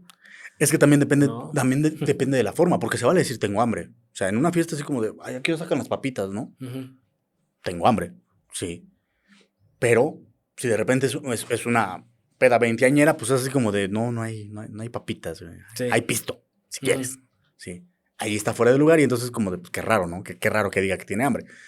Puede, sabiendo que es una peda veinteañera, pues salirse a un Oxxo y comprarse sus papitas, sin decirle a nadie y regresar y todo bien. En una boda, ¿no? Sí. Que se acostumbra, pues, a alimentar a tus invitados. Si es como de, ay, ya quisiera que sirvieran la comida. Pues se vale que tengas hambre. Sí. Lo que no puedes hacer es pararte o gritarle a la novia, ¿ya vas a servir la comida? Sí. Mi hambre va a durar más que tu matrimonio. O sea, no, eso ya no se vale. Sí, sería como tal vez si estás en una cita no decir quiero pareja porque la otra persona va a percibir que estás desesperado, ¿no? Que aguas, pudiera ser que sí, pero también es mucho de la interpretación, porque se vale decirle a la persona, pues sí me gustaría algo serio. Sí, o sea, sí quisiera que esta cita, pues fuera algo más. Se valdría, pero con calma, ¿no? Con una actitud tranquila. Sí, no se vale que lleguen a la primera cita y de repente en algún punto de la cita te diga, ¿y cómo se van a llamar nuestros hijos? Pues como de, espérame, pues si todavía no hemos hecho nada. Sí. Sí. O sea, estamos en pláticas de cómo conocernos, pero ¿por qué me sacas ese tema hasta allá, no? Sí se vale decirle, bueno, me gusta salir, eres una buena persona, pero sí me interesas para algo más serio, ¿no? No te estoy diciendo ahorita, dime ya, pero pues sí me interesas, ¿no? Sí me gustas más allá que solamente salir o solamente compartir el tiempo. Se vale hacerlo, pero desde esa forma tranquila, desde lo natural. El problema es que socialmente hay demasiados paradigmas, demasiadas reglas sociales no escritas que te dicen, no lo hagas. Uh-huh. Y pues así complica las cosas. ¿Vamos bien? Uh-huh. Eso, Carlos. Oye, y dentro de la neurodivergencia, tienes autismo, también tienes TDAH. ¿Cómo ha sido esa parte? A nivel personal, sí, pero sobre todo me interesa a nivel de terapia. A nivel de terapia, ¿cómo lidias con esto? Porque un neurodivergente tiene este tema también de pues, estar sentado, por ejemplo, mucho tiempo, es como de necesito pararme. ¿Cómo lo llevas a cabo? O sea, porque es raro ver un terapeuta que tiene autismo o un terapeuta que tiene TDAH. ¿Cómo es ese proceso? Reivindicando. Tengo rasgos. No tengo el cuadro completo, tengo rasgos de ambas partes. Uh-huh. No muchos, afortunadamente, pero sí algunos que son medio determinantes. Y en realidad es bastante común tener, sobre todo, terapeutas TDAHosos. Uh-huh. Es bastante común, al menos de los que conozco en el gremio, varios son TDAHosos. De rasgos, no de Sí. cuadro completo. Sí, no diagnosticados completamente, digamos. No, el diagnóstico está como rasgo, Ajá. ¿sale? Pero de cuadro completo ya es una cuestión que sí te puede afectar muy fuertemente en una gama de habilidades importante o una gama de desenvolvimientos sociales o laborales importante. Ujú. A mí me afecta, pero no de una manera completamente negativa. Yo, por ejemplo, uno de mis expresiones autistas es la parte de la imposibilidad de manejar sonidos estridentes. Sí. ¿Sale? Tú lo has visto que cuando de repente ahí en sesiones pasa un camión, sí es Sí. como de, oh, Sí, paramos, sí. sí, porque me agobia el oído. Pero justo he entendido que eso, es un agobio y entonces con que pare un momento, sí.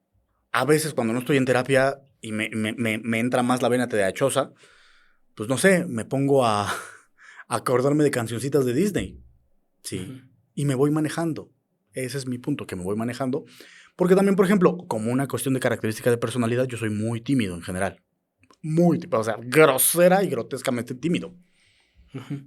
Pero a mí no me gustaba, porque me chocaba estar todo el tiempo parado encima de un escenario o parado con alguien o que no conozco y estar con las manos sudando de, ay, es que...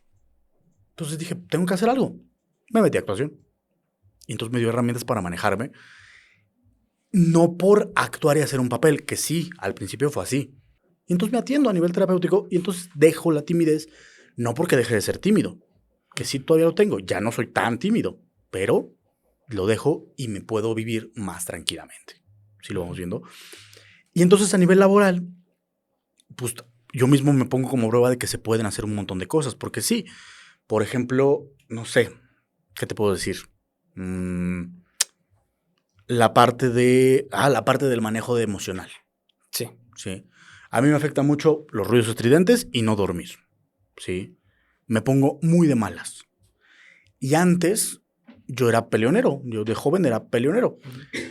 Cuando entendí que también me generaba elementos negativos, porque a pesar de que era peleonero y era buen artista marcial y podía salir victorioso de varias partes, también me daba cuenta que decía, pues es que también me duele. O sea, por más que pudiera tener una batalla en la que saliera limpio, que no existen, pero y yo pudiera dar todos los golpes, pues de todas maneras le estoy pegando a la persona y me duelen mis manos, mis nudillos.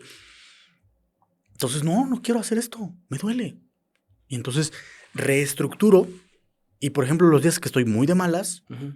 y alguien hace algo que yo considero una estupidez o algo que directamente me afrenta, es como de, ay, a ver, como el meme, ¿no? A ver. Ujú. Y me tranquilizo primero. Y ya luego expreso, explico o pido lo que sea que yo pueda ver en contexto para poder regularme. Y lo mismo, y justamente por eso también siento que me faculta bien como terapeuta, porque pues es lo mismo que le pido a mis pacientes, regúlate. Y ya, nada más. ¿Tú crees que una persona neurodivergente pueda tener una relación exitosa? Sí, ¿Qué sí, es eso que totalmente. se necesita tener? Digo, porque es cosa, porque sí ves muchas cosas muy distintas al neurotípico, ¿no? Y a veces te cuestionas, y yo te lo preguntaba recientemente, ¿no será mejor que de pronto un neurodivergente con otro neurodivergente? Entonces por eso iba como a esta pregunta, o sea, ¿cómo puedes tener una relación exitosa? ¿No? Tú con tus rasgos, que tú tienes una relación exitosa, o sea, creo que es el más claro ejemplo que se podría trabajar en ello. Hay muchas cosas, porque al final, te lo decía, dos neurodivergentes dependerá mucho del grado y de la forma expresiva de Sí. la neurodivergencia. Ujú. Es difícil, no es que no se pueda, es Ujú. difícil. Pero pues de por sí es difícil para la neurotipia, entonces está cañón.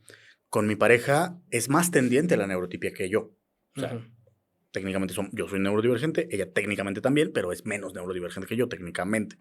Ella tiene la parte del TDA, Ujú. ¿sale? Tantito.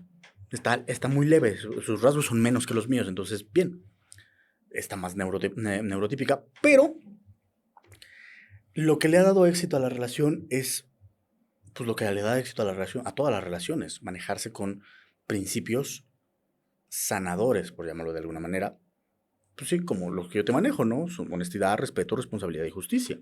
Ujú. Sí, tratar de manejarnos con eso es lo que nos ha mantenido bien. No perfectos, no sin problemas, solo bien. Sí.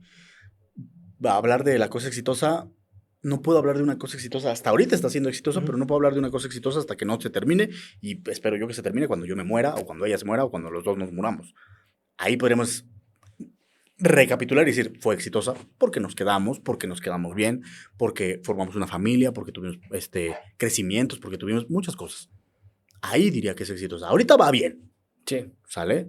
Va muy bien en muchos momentos, pero va bien. Entonces, esa sería la parte importante, ¿no? Encontrarse con esos principios sanadores que nos permitan mantenernos manejando los conflictos de forma armoniosa. Entonces tú dirías que, por ejemplo, una relación exitosa aplica igual para un neurodivergente que para un neurotípico.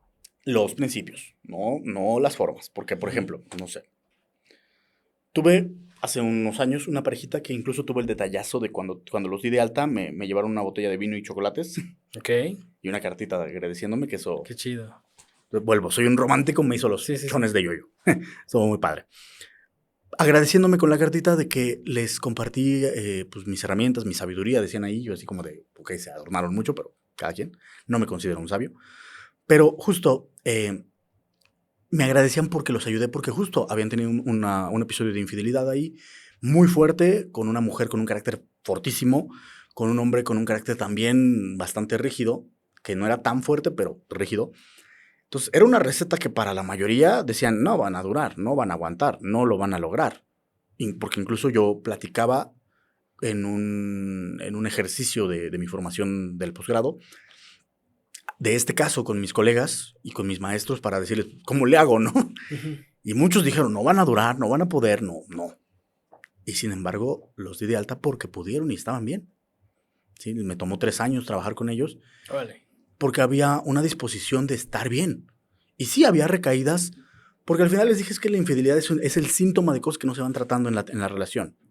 Necesitamos tratar esas cosas. La infidelidad, comprometámonos, todos, a que no se haga. ¿Se puede? Sí, vamos entonces a trabajar lo que sí tenemos que trabajar. No la infidelidad. La infidelidad no se puede trabajar porque ya se hizo. ¿Sí nos damos cuenta? Uh-huh. Se puede trabajar las razones del por qué se hizo para no volverlo a hacer. Eso sí. Uh-huh. Entonces, justo, y ellos serán neurotípicos, y si pasara algo parecido con un neurodivergente, pues sí, sería el mismo abordaje o la misma premisa, pero con diferentes herramientas. Con ellos, por ejemplo, trabajé mucho la parte de empatizar mutuamente, precisamente por sus caracteres rígidos, ¿sí? Empatizar mutuamente, porque en esos caracteres rígidos o en ese temperamento fuerte, tendían mucho a la ceguera emocional. Ya me enojé y nada más voy a ver mi coraje, voy a ver lo que está mal conmigo o lo que yo me siento mal, y entonces tú lo tienes que arreglar. Y es como de, no, a ver, espérate. Primero, considera al otro, y segundo, entiende que no tiene que arreglarte nada porque son tus emociones, son tus pensamientos. Tú tienes que arreglarle para ver hacia dónde lo quieres llevar, si quieres llevarlo ahí. Y eso ayudaba a romper la rigidez de la cuestión emocional y los llevaba a la premisa de, es que sí te quiero, sí te amo. Sí, pero la cagaste. Sí, la cagué. Y empezaban a reivindicar esas partes, ¿no? De, sí la regué, sí no debía hacer eso, pero ahorita estamos aquí y yo quiero que trabajemos eso por lo que la regué. Y claro, el no volver a regar. Entonces, ahí está. Es la función. O sea, por ejemplo, ahorita también platicábamos del tema de cómo elegir a un buen terapeuta a nivel personal. Uh-huh. ¿Cómo eliges un buen terapeuta de pareja? O sea, porque justo es que acá entendamos que, ok, puede ser el Gestalt, puede ser el cognitivo conductual, pero en pareja, ¿qué parámetros tú tienes para encontrar un terapeuta que se adapte? Pues, no sé si a los dos necesariamente, porque siempre hay uno que va un poquito como de fuerza. A mí me llevaron y fue como de, órale, cabrón, vamos a terapia en pareja. Entonces, sí. ¿Cómo sabes que es un buen terapeuta en pareja o cuál es ese terapeuta en pareja ideal? Híjole, es que está difícil, porque ideal no creo. Pero un buen terapeuta es aquel que te funciona. ¿Y cómo ver que funciona? Un marcador creo yo que es importante es que pueda ser lo más imparcial posible. No por la imparcialidad en sí mismo, sino porque sea capaz de regular las interacciones de ambos en las sesiones. Sí. Por ejemplo, algo que a mí no me encanta hacer en las sesiones de pareja es pedirle a una persona que se detenga. Porque pasa, ¿no? Que están explicando su forma de ver y no sé qué, y la otra persona primero empieza con gestos y aspavientos, ¿no? Está bien que se expresen esas partes, bien. Lo que no está tan bien es que de pronto avienta esta parte de decir, es que no era así, o interrumpir al otro, al que está hablando primero, avienta esta parte y no está tan chida. Que tú pones reglas, ¿no? Me acuerdo que tú pones como reglas de vamos a poner cierta cantidad de tiempo para que ustedes hablen Sí. y el otro tiene que escuchar. Que escuchar. Que a veces cuesta trabajo, ¿no? Porque Sí. a mí me tocó que así como de, ay, como que esta me cae gorda, ¿no? O sea, y pones tus jetas, o sea, Sí. es complicado. O sea, justo también, ¿cómo sabes que te está funcionando la terapia en pareja? Creo que eso sería importante también. Cuando eso, bueno, primero termina esta otra. Sí. Hacer esa regulación, ya sea con reglas o no, pero hacer esa regulación. A mí te digo, yo pongo las reglas porque no me encanta estarle diciendo, espérame tantito porque está diciendo algo él. Porque la gente luego no se da cuenta que a fuerza de estarlo haciendo muchas veces, terminas generando cierta rencilla con el paciente, con uno de los pacientes. O con los dos, pero principalmente con uno que es al que le pides que se calme, que no haga. Pero también con el otro cuando es como de, es que no le dices más fuerte o cositas así. Entonces termina siendo disarmónico en la sesión. Eso por ese lado del elegir bien. Y la otra pregunta era, ¿cuál? Perdón. ¿Cómo saber que estás avanzando en terapia en pareja? Yo soy mucho del proceso largo. Sí, porque te hablabas de 3 años, o sea, por eso te pregunto. Sí. Digo, entre esos 3 años, ¿dónde te das cuenta que realmente sí está funcionando? Es que justamente ellos... Hay un avance, hay algo que yo llamo microavance, que es como en esta parte de sesión de pareja, ¿cómo terminé la sesión? ¿Cómo me sentí? Si me sentí mejor y pienso mejor o más lúcido, ese es un indicador de que va jalando. Porque, sentirse mejor no viene del elemento de confort. Sí. Muchas veces cuando vienen en crisis, viene el sentirse mejor me siento en menos crisis, por ejemplo. O me siento con la lucidez o me pienso en la lucidez de que tal vez puedo no llevarlo a algo tan gacho. Sí, no puedo no azotarme tan feo. Puede ser, eso es una forma de avance pequeñita en una sesión. Pero con estos que me llevé 3 años, ellos se fueron viendo cómo primero iban entendiéndose mutuamente. Sí, o sea, es que entonces me hiciste esta jeta por esta parte. Sí, no por mala intención, no por fastidiarte. Ok. Bueno, es que cuando hiciste esta jeta yo me puse mal y yo sí te quería fastidiar. Sí, lo entiendo, pero pues aguas, o sea, no me gusta que me quieras fastidiar, no me gusta que tengas la voluntad de fastidiarme. Ok. Eso fue lo primerito y se fueron dando cuenta que en la sesión también pasaba que iban platicando más armoniosamente. Otra cosa que puede pasar es que una de las partes, como son dos procesos que uno hace el esfuerzo de que se sincronicen, pero no siempre jala bien, una de las partes se va sintiendo mejor y empieza a querer jalar a la otra a esa sensación de bienestar. También puede pasar, sí. Y pues para mí yo lo ocupo, sí. No hay un parámetro tan específico, pero sí pasa que vamos encontrando cómo sentirnos mejor, ya sea de una o de las dos partes, sí.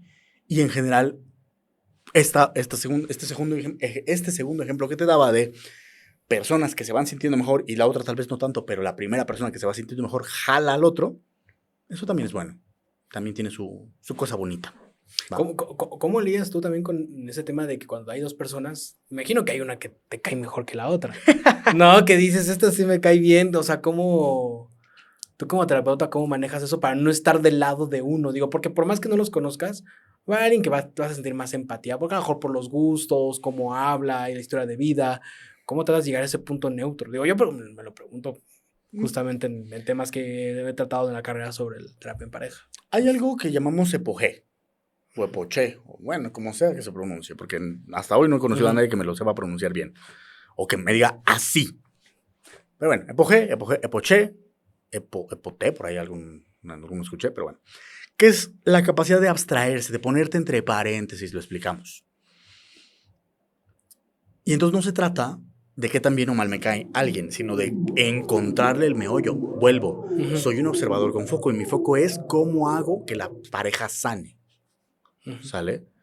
Y entiendo que la pareja es un ente conformado por dos individuos. ¿Sale? Pero entonces si mi interés y mi foco está en la pareja, no tengo por qué darle el parte o darle el visto bueno o tomarle partido por ninguna de las partes. Así es como yo lo mantengo. Que sí, a veces me salgo de esto porque no soy perfecto, sí. Y porque francamente el terapeuta que diga, no, yo todo el tiempo estoy en postura objetiva, yo diría que miente un poco, ¿sale? Porque no todo el tiempo, porque no podemos ser plenamente objetivos. No en lo absoluto. Podemos ser muy objetivos, sí, pero no en absoluto.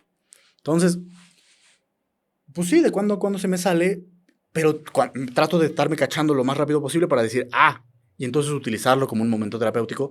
Por ejemplo, tuve una parejita, sí, que de repente los veía en sesiones individuales, sí, como parte del proceso de pareja, los veía en sesiones individuales, y pues sí me decía, ¿no? La chica de la pareja, es que mi pareja no cree en la terapia.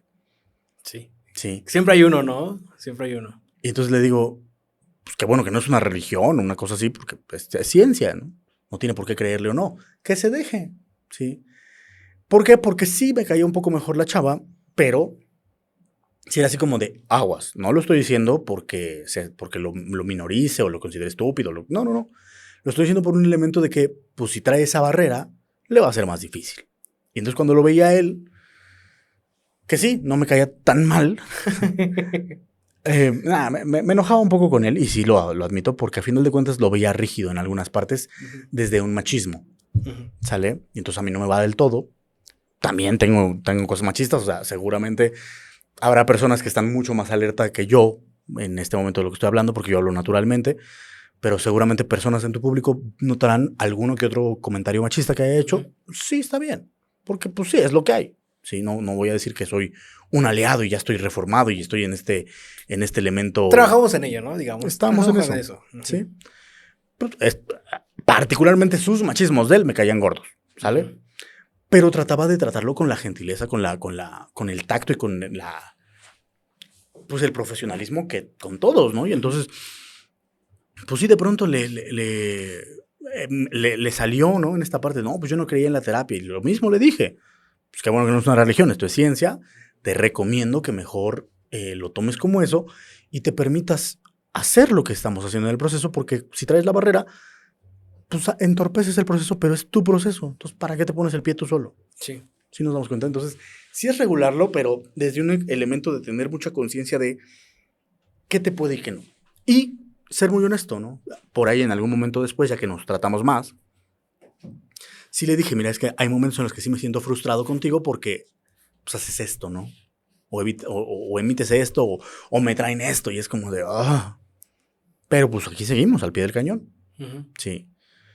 Tiene este factor de autorrevelación en el que pues yo le digo, sí me causas un efecto, pero pues aguas, o sea, no es lo único que existe en el proceso terapéutico en juego. Es una cosa que influye, pero no es lo más importante. Y a veces pasa al revés, ¿no? O sea, por ejemplo, yo cuando fui por primera vez a terapia en pareja, yo no quería. Yo no quería, ¿te acuerdas? Yo fui súper rígido, o sea, con los brazos cruzados y demás. Y como fue pasando el tiempo, fue al revés. Ella es la que no quería y yo sí era el que quería. Me acuerdo incluso que le decía, oye, ya agenda. No, después. Digo, no, agenda porque me interesa que llevemos el proceso. Yo me siento muy bien. No, es que no. Pasa. Justamente porque la persona que tuvo ese impulso de ir se sintió probablemente exhibida y yo por lo contrario me empecé a sentir mucho mejor y empecé a sacar mis barreras, como que funcionó al revés, ¿no? O sea, la persona que venía más como, no quiero venir, ahora descubrió que sí le venía bien la terapia, ¿no? ¿Qué aguas? Porque también contigo, podemos ventilar un poquito esa parte. Si no lo digo, ahorita tengo mis editores. Contigo empezó el proceso con ella acusándote, ¿sabes? Y sí, es muy normal. Es bien normal. Que llegues a defenderte, ¿no? Defiendes lo tuyo, ¿no? Ajá. Y que viene la gente a acusarse mutuamente. Sí. Es bien normal. Bien común. Sí. Con todo y que les pongo la regla de no vienen a acusarse, no soy su papá, no soy un árbitro, no soy nada de eso para que vengan a acusarse conmigo, pero bueno. Creyendo genuinamente que ella estaba en lo correcto. Y yo no sé si estaba en lo correcto o no. Pero yo les dije, no les está funcionando la forma en la que se están tratando. Y ahí te cayó el 20 y dijiste, efectivamente, no me está funcionando. Y entonces tú preguntaste, ¿entonces hay otra forma de tratarse? Sí, claro que sí. Y tú pusiste una cara de escepticismo, de lo que recuerdo. Y dije...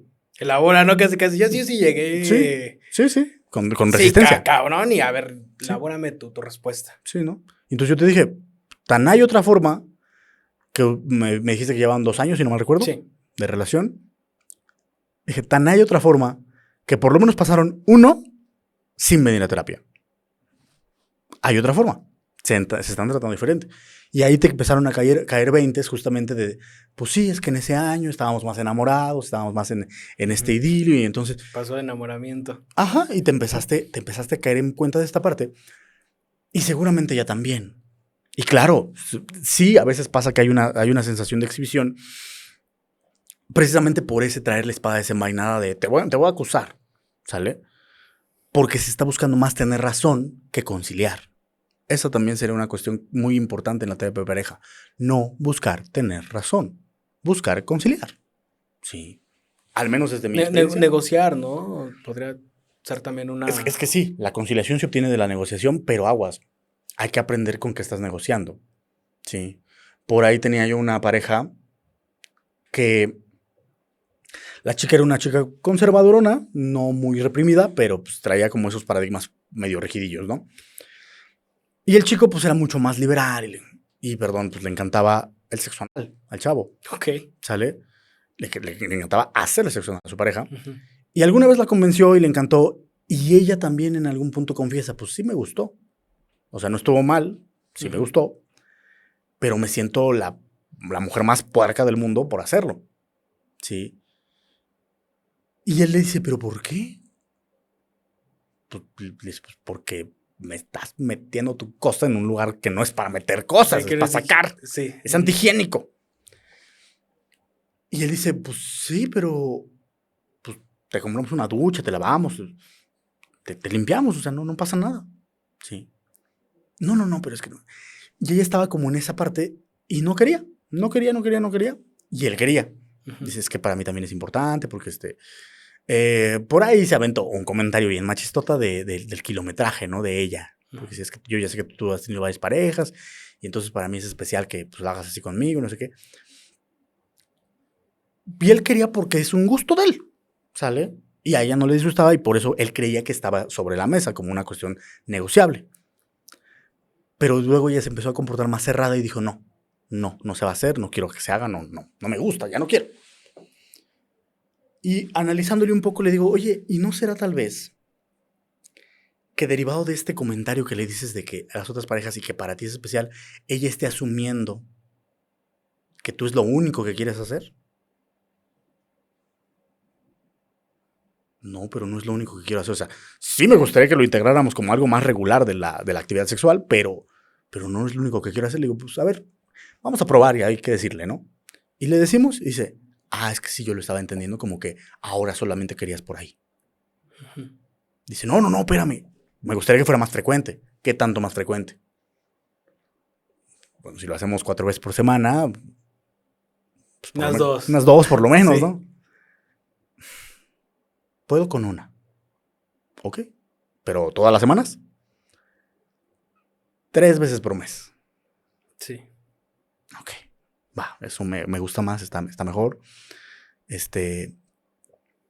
se queda pensando, y bueno, yo sé que te gusta, pero no quiero asumir que ya porque te lo haga bien y lo disfrutes, ya con eso. ¿Hay algo que pueda darte, que puedas necesitar para que te sientas más inclinada a hacerlo?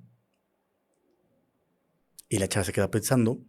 Y eso me apantalló mucho por lo que te digo de la ideología y la parte paradigmática que tenía.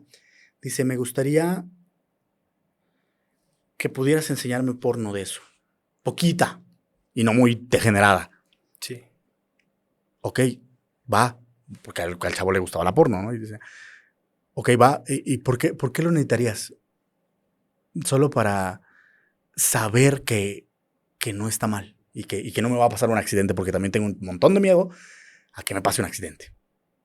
Perfecto. Entonces sí, le pone material en el que pues sí se ve todo bien cuidadito y todo está bien. Y ella agarra más confianza. Incluso ella posteriormente, después de unos cuantos meses, le dice, bueno, podemos aumentarlo uno más. Solita. Sí. Y no te pido que me aumentes nada más, pero él también se siente inclinado a aumentar la parte del acuerdo y decir, pues te pongo, no sé, o sea, o te doy algo más, te hago el desayuno, no sé, algo. Por ahí hasta le ofreció un masaje, una cosita así específico de la zona glútea, ¿verdad? Uh-huh. Y dice, después de, a ver si Pero es que hay esta convicción, ¿no? O sea, a mí me pasó al revés, que de pronto era como de, ok, yo hago esto, pero tú tienes que hacer algo distinto para que vayamos como teniendo estos acuerdos. Y a mí me pasaba de que de pronto, pues yo lo hacía, pero ya no, y era como de, ahí empezaba como... El choque, yo creo que ahí también es una señal de, pues ya ni con terapia en pareja, o sea, tienes que... Pues no sé si no con terapia No. pareja, pero es encontrarle con qué estás negociando. O sea, porque al final, Es que hay cosas no negociables, hablamos de los no negociables precisamente. ¿no? exacto, por También. un lado está eso y por el otro lado está la capacidad de asumir la negociación. Ujú. Porque entonces yo sí le dije, y justo en esta pareja sí hasta me vio feo el chavo, ¿no? Porque le dije, ¿segura que puedes con 2 veces por semana? Ajá. Y el otro se quedó así como de, no me tires el trato, Sí, ¿no? sí, sí. No tienes el deal que ya está amarrado. Exacto, ¿no? Y yo así como de, es que te lo pregunto porque pues tú decías esta otra cosa. ¿Qué cambió? Cambió que me doy cuenta que sí me gusta, o sea, sí se siente padre. No es mi hit para hacerlo todas las veces y no es mi hit para hacerlo únicamente, pero sí se siente padre y siento que le gusta y me encanta ver lo que le guste. Y se porta bien padre después de. Entonces, también. Y no me quiero engolosinar con lo otro porque si no, solita también yo me voy a poner el pie. Entonces, ella solita encontró una regulación interna en la que se asume. Porque le digo, ok, entonces estás asumiendo la frecuencia y las consecuencias de esto. Porque sí, y probablemente personas en el público que hayan hecho esta práctica, particularmente receptoras de esta práctica, sabrán que quedan ciertas secuelitas. Sí. ¿Sale? Sobre todo físicas, ¿no? Exactamente. Y entonces le digo, ¿estás consciente de que te va a pasar eso? Sí. Y sí puedo con ello. Ok. Por ahí ya luego me pidió a mí particularmente, oye, pues hay algún ejercicio, algún material que puedas recomendar. Ah, porque también, como tengo la especialidad en sexología, pues me dice, ¿hay algún material que me puedas recomendar o algo así? Ya le mandé unos ejercicios al respecto que le pueden ayudar, unos ejercicios del piso pélvico, sí, para ayudar a reconfigurar y retonificar todo ese rollo. Y es que justo te pasa mucho al hombre, ¿no? Que es normalmente el que como que da pie a cierta exploración sexual, ¿no? Por ejemplo, la típica de, ¿no? Que el hombre siempre quiere un trío, ¿no? Por Y ejemplo, la mujer se pone renuente. O sea, ¿tú qué recomendación das cuando una mujer se topa con ese tipo de propuestas que también ¿sabes? El hombre no quiere porque dices, hijo, es que si le digo se va a enojar, me va a cortar. O sea, ¿cómo una mujer puede reaccionar a cuando un hombre llega con una petición como la que acabas de mencionar? O el típico yo quiero un trío. primeramente preguntarse para qué quiero pedir, para qué quiero decirlo, para qué, no por qué, para qué, o sea, con qué finalidad, ¿sí? Porque aguas, el trío masculino mayormente obedece a la parte de reafirmación de la masculinidad. Sí, de poder, ¿no? Como Soy bien vato, soy bien cabrón hombre. y poco con dos, ¿no? Exacto, sí, que por eso nació el chiste de hombres, ¿para qué quieren un trío? Nomás para decepcionar a 2 mujeres al mismo tiempo, no inventen. Sí, de hecho, Sí. de hecho, sí, sí, sí. Porque sí, muchos hombres no satisfacen plenamente a su pareja en la parte sexual. Lo hacen bien, pero no la satisfacen plenamente. ¿Qué aguas? No estoy hablando del orgasmo. No, porque eso sería una visión muy genitalizada. No, una relación sexual plena y satisfactoria puede incluir el orgasmo, pero sobre todo incluye conexión y placer. Intimidad realmente. Por eso también siento que está un poco mal empleado el término eufemístico de intimidad cuando hablamos del sexo. ¿Sale? Porque el íntimo, ¿qué Puede no ¿qué tener... tiene, no? Porque te expones, ¿no? Exacto, puede no tener nada de íntimo. Puede no tenerlo, sí. Entonces, no aplica del todo, ¿va? O no siempre. Pero bueno. Entonces, una vez que estableces para qué, preguntarte si estos motivos son pues, suficientes para verdaderamente encarar a otra persona. Proponerlo. Sí, proponerlo en la otra persona. Por ahí, por ejemplo, en la especialidad de sexología yo estuve viendo mucho del mundo swinger y me encontré con paginillas que de cuando iba empezando y que ahorita ya están más en boga. Hay un meme bien chistoso que dice que es una pareja en la cama, que están los dos con cara de consternación pensando, los dos en un globo de pensamiento cada uno, y dice el hombre, ¿cómo le digo que la quiero ver tener sexo con otro hombre? Sí. Y la mujer pensando, ¿cómo le digo que quiero que me vea tener sexo con otro hombre? Sí. Se están pensando lo mismo, sí. Pero el punto es, ¿para qué se lo quiero decir? Primero, una vez que establezco para qué, establezco si Voyerismo, ¿no? Se le llama. Ajá, tiene una parte voyerista. Que bueno, la práctica cabal se llama cuckold o cuckolding. Sí, que es bueno, aquí se vino a traducir como los cuernos consentidos. No me encanta el término, pero cada quien. Pero entonces es eso, ¿no? ¿Lo establezco para qué? Para mi placer, por ejemplo, en el caso de este meme es para el placer mutuo de ver y ser vista, en el caso de la chava. Y puede haber otras razones, ¿no? En esta parte de, pues, por ejemplo, muchos hombres cuando les hice entrevistas, era de, pues a mí me excita mucho saberla deseable por otros hombres, pero también saberme que yo soy el que tiene su corazón, ¿sí? Soy el más importante en su vida. Entonces, tiene esas partes. Uh-huh. Y el planteamiento hacia el otro es en esta parte de, bueno, que tener la premisa de voy a provocar una reacción. Y si quieres, pues en el pensamiento económico, que es el pensamiento del peor escenario, pues voy a tener una reacción negativa. ¿Puedo lidiar con esa reacción negativa sin ponerme mal yo, sin creer que me afrenta directamente a mí? Porque es una afrenta contra lo que planteo, no contra mí mismo. Sí, entonces, voy y le digo, oye, amor, me gustaría verte tener sexo con otro hombre. ¿Qué pensarías de dejarme verte tener sexo con otro hombre? La reacción más negativa sería, no manches, estás loco, uh-huh. Te pasa. Sí. Pero en general puede haber cabida a otra reacción en la parte de ¿por qué? ¿Sí? ¿Por qué o para qué? Y ya le explicas, ¿no? A la pareja. Pues por esto. Ok, bueno. Para mí, esto es así. Yo veo esto tuyo, pero para mí esto es así. Déjame procesarlo. Si es que es incompatible, déjame procesarlo, a ver si puedo darte espacio. ¿O qué hacemos para llegar a un acuerdo? ¿Sí? Ese es el punto. Yo creo que esa sería la clave. Primero, ¿para qué? Luego entender que al planteárselo al otro es una... Sí, vale la pena también, sí. ¿No? Y si puedo lidiar con las consecuencias de él, no solo del planteamiento, sino de la ejecución. Sí.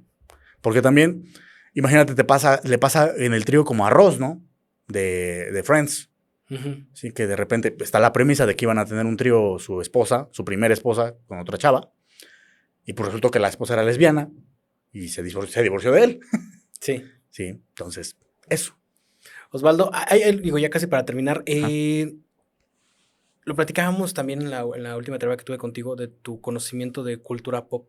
Yo en terapia he visto que sabes de cómics, sabes de cine, literatura, de teatro, de stand-up. ¿Qué tan importante ha sido esa parte de la cultura pop en terapia? ¿Y cómo lo utilizas y qué tanto te ha facilitado a ti el abordar a distintos tipos de personas? Porque me imagino que cae de todo un poco. Justo diría que más bien que de la cultura pop es de la cultura en general. Okay. Yo he tenido maestros de psicología e incluso de actuación que me han dicho, una persona que no se cultiva, una persona que no tiene cultura general, no sirve en este negocio. ¿Sales? Por ejemplo, he tenido pacientes de todo. Por ahí me acuerdo haber tenido una doctora en genética. Ok. Y bueno, ella tenía una cuestión medio autística, que le costaba trabajo que entenderme desde los términos sociológicos, desde los términos psicológicos, y entonces tuve que empaparme de cuestiones de biología y genética para hacerle equiparaciones y metáforas desde el lenguaje genético, que es lo que te decía, de hablar su idioma. Y entonces ahora sé de eso. Sí. ¿Sale? Y bueno, con ella hablé bien y logró entender y agarró la onda pronto y padre. He tenido pacientes que, por ejemplo, he tenido pacientes taurinos. Yo no soy particularmente partidario o tampoco estoy en contra de la tauromaquia, me parece una expresión cultural y punto. Muchos dirán, eso es de tibios, ok, si quieren, pero al final de cuentas, yo no tengo el nivel económico para consumirlo y por ende no puedo opinar al respecto. Sé cómo es más o menos, ¿sale? Pero tampoco puedo decir que es una industria completamente malvada, completamente negativa, porque sí, si ubico cosas de lo negativo que hacen, estaría ideal y maravilloso que lo hicieran menos, ¿verdad? También ubico las motivaciones del por qué. No me parecen del todo suficientes, pero bueno, cada quien. Pero a final de cuentas también yo desde mí no puedo hacer más nada, pero no tengo la convicción para meterme a un colectivo antitaurino, por ejemplo. Sí. O sea, estoy muy en medio. Así estoy yo. No es tanto que sea tibio, pero sé de todo esto. Sé de dónde nació la tradición, sé por qué lo hicieron así. Por tu paciente. En ese... Exactamente, por mi paciente, para volver a hablarle de esas cuestiones y tener como más contundencia con ese paciente. Porque entonces... O sea, volvemos a lo mismo, ¿no? Del lenguaje, ¿no? Que tratas de encontrar el lenguaje con cada paciente, ¿no? Así es. Y bueno, afortunadamente yo tengo mucho amor a conocer cosas. O sea, Ahorita estoy, por ejemplo, estudiando el doctorado en psicoterapia humanista existencial y sexología humanista existencial para tener el nivel doctoral. Pero tengo la fortuna de tener compañeros, por ejemplo, tengo un doctor en filosofía como compañero, tengo un médico neurólogo como compañero, besote y abrazo para los dos, los amo. Tengo una compañera que también era socióloga, también besote. O sea, mucha gente. Mi esposa es comunicóloga, le gusta también aprender, entonces ahorita también está estudiando la carrera de pedagogía. Maravilloso cuando platicamos de estas dos cosas. Tengo un amigo que es doctor en historia y me encanta platicar con él. Abrazote a donde estés, hermanito. No sé, tengo también mucha gente en mi entorno que le encanta conocer y entonces me siento más impulsado todavía a conocer y me encanta conocer de todo porque me despierta la curiosidad, me despierta el interés. O sea, por aquí tengo un set de stand-up en el que hablo que por ahí este comediante Quirós, no me acuerdo cómo se llama, pero Quirós, en un podcast está leyendo el testimonial de un tipo que hace muchas cosas y su comentario es, tiene que apestar horrendo. Y entonces yo cambié ese chiste que tengo por decir que apesta horrendo, sí, porque pues, lo digo así de, soy psicólogo, actor, tarotista, cantante, angeleólogo, chingo de cosas que hago, sí, que tengo ahí. Y digo, sí, ya sé, apesta horrible, por eso mantengan su distancia, por favor. Los de la primera fila, discúlpenme, sí. Pero si quieren, luego les invito a una ronda para que se les pase, ¿no? Sí. O sea, hago esa parte porque sí es cierto. O sea, sí lo tengo, y lo digo con la mayor humildad posible. Me gusta mucho conocer y tengo la fortuna de que conozco muchas cosas. Y entonces puedo hablarte de prácticamente lo que sea. ¿Sí? Igual y no te lo domino al 100%, pero te puedo hablar prácticamente de lo que sea. ¿Y por qué? Porque hablo con un montón de personas en mi vida cotidiana y en mi trabajo. Y entonces justamente me interesa entenderme lo mejor posible con cada persona. Eso. Perfecto, Osvaldo. Ahora sí, para cerrar, este programa se llama Epílogo. Tú sabrás perfectamente a qué me refiero con un epílogo. Sobre todo se utiliza más en el tema teatral, también en el cine, digamos, en algunos casos. Literatura. Que es este cierre que nosotros le damos a estas historias. Si tú tuvieras que elegir un epílogo en este momento de tu vida, ya sea una anécdota o alguna pincelada de lo último que te haya pasado, que han contestado, por ejemplo, desde películas o de pronto una escena que no haya existido en su vida, sino que les gustaría terminarla así, ¿cuál sería ese epílogo? ¿Cómo lo describirías para ti? ¿Cuál sería ese epílogo para Osvaldo ahora mismo? Pregunta complicada, pero fíjate, del epílogo de esa escena final, sí le he pensado. Y sería mi funeral. Ok. ¿Sale? Y en mi funeral yo quiero dejar grabado un video mío, agradeciéndole a toda la raza por estar en mi vida, en sus diferentes expresiones y maneras.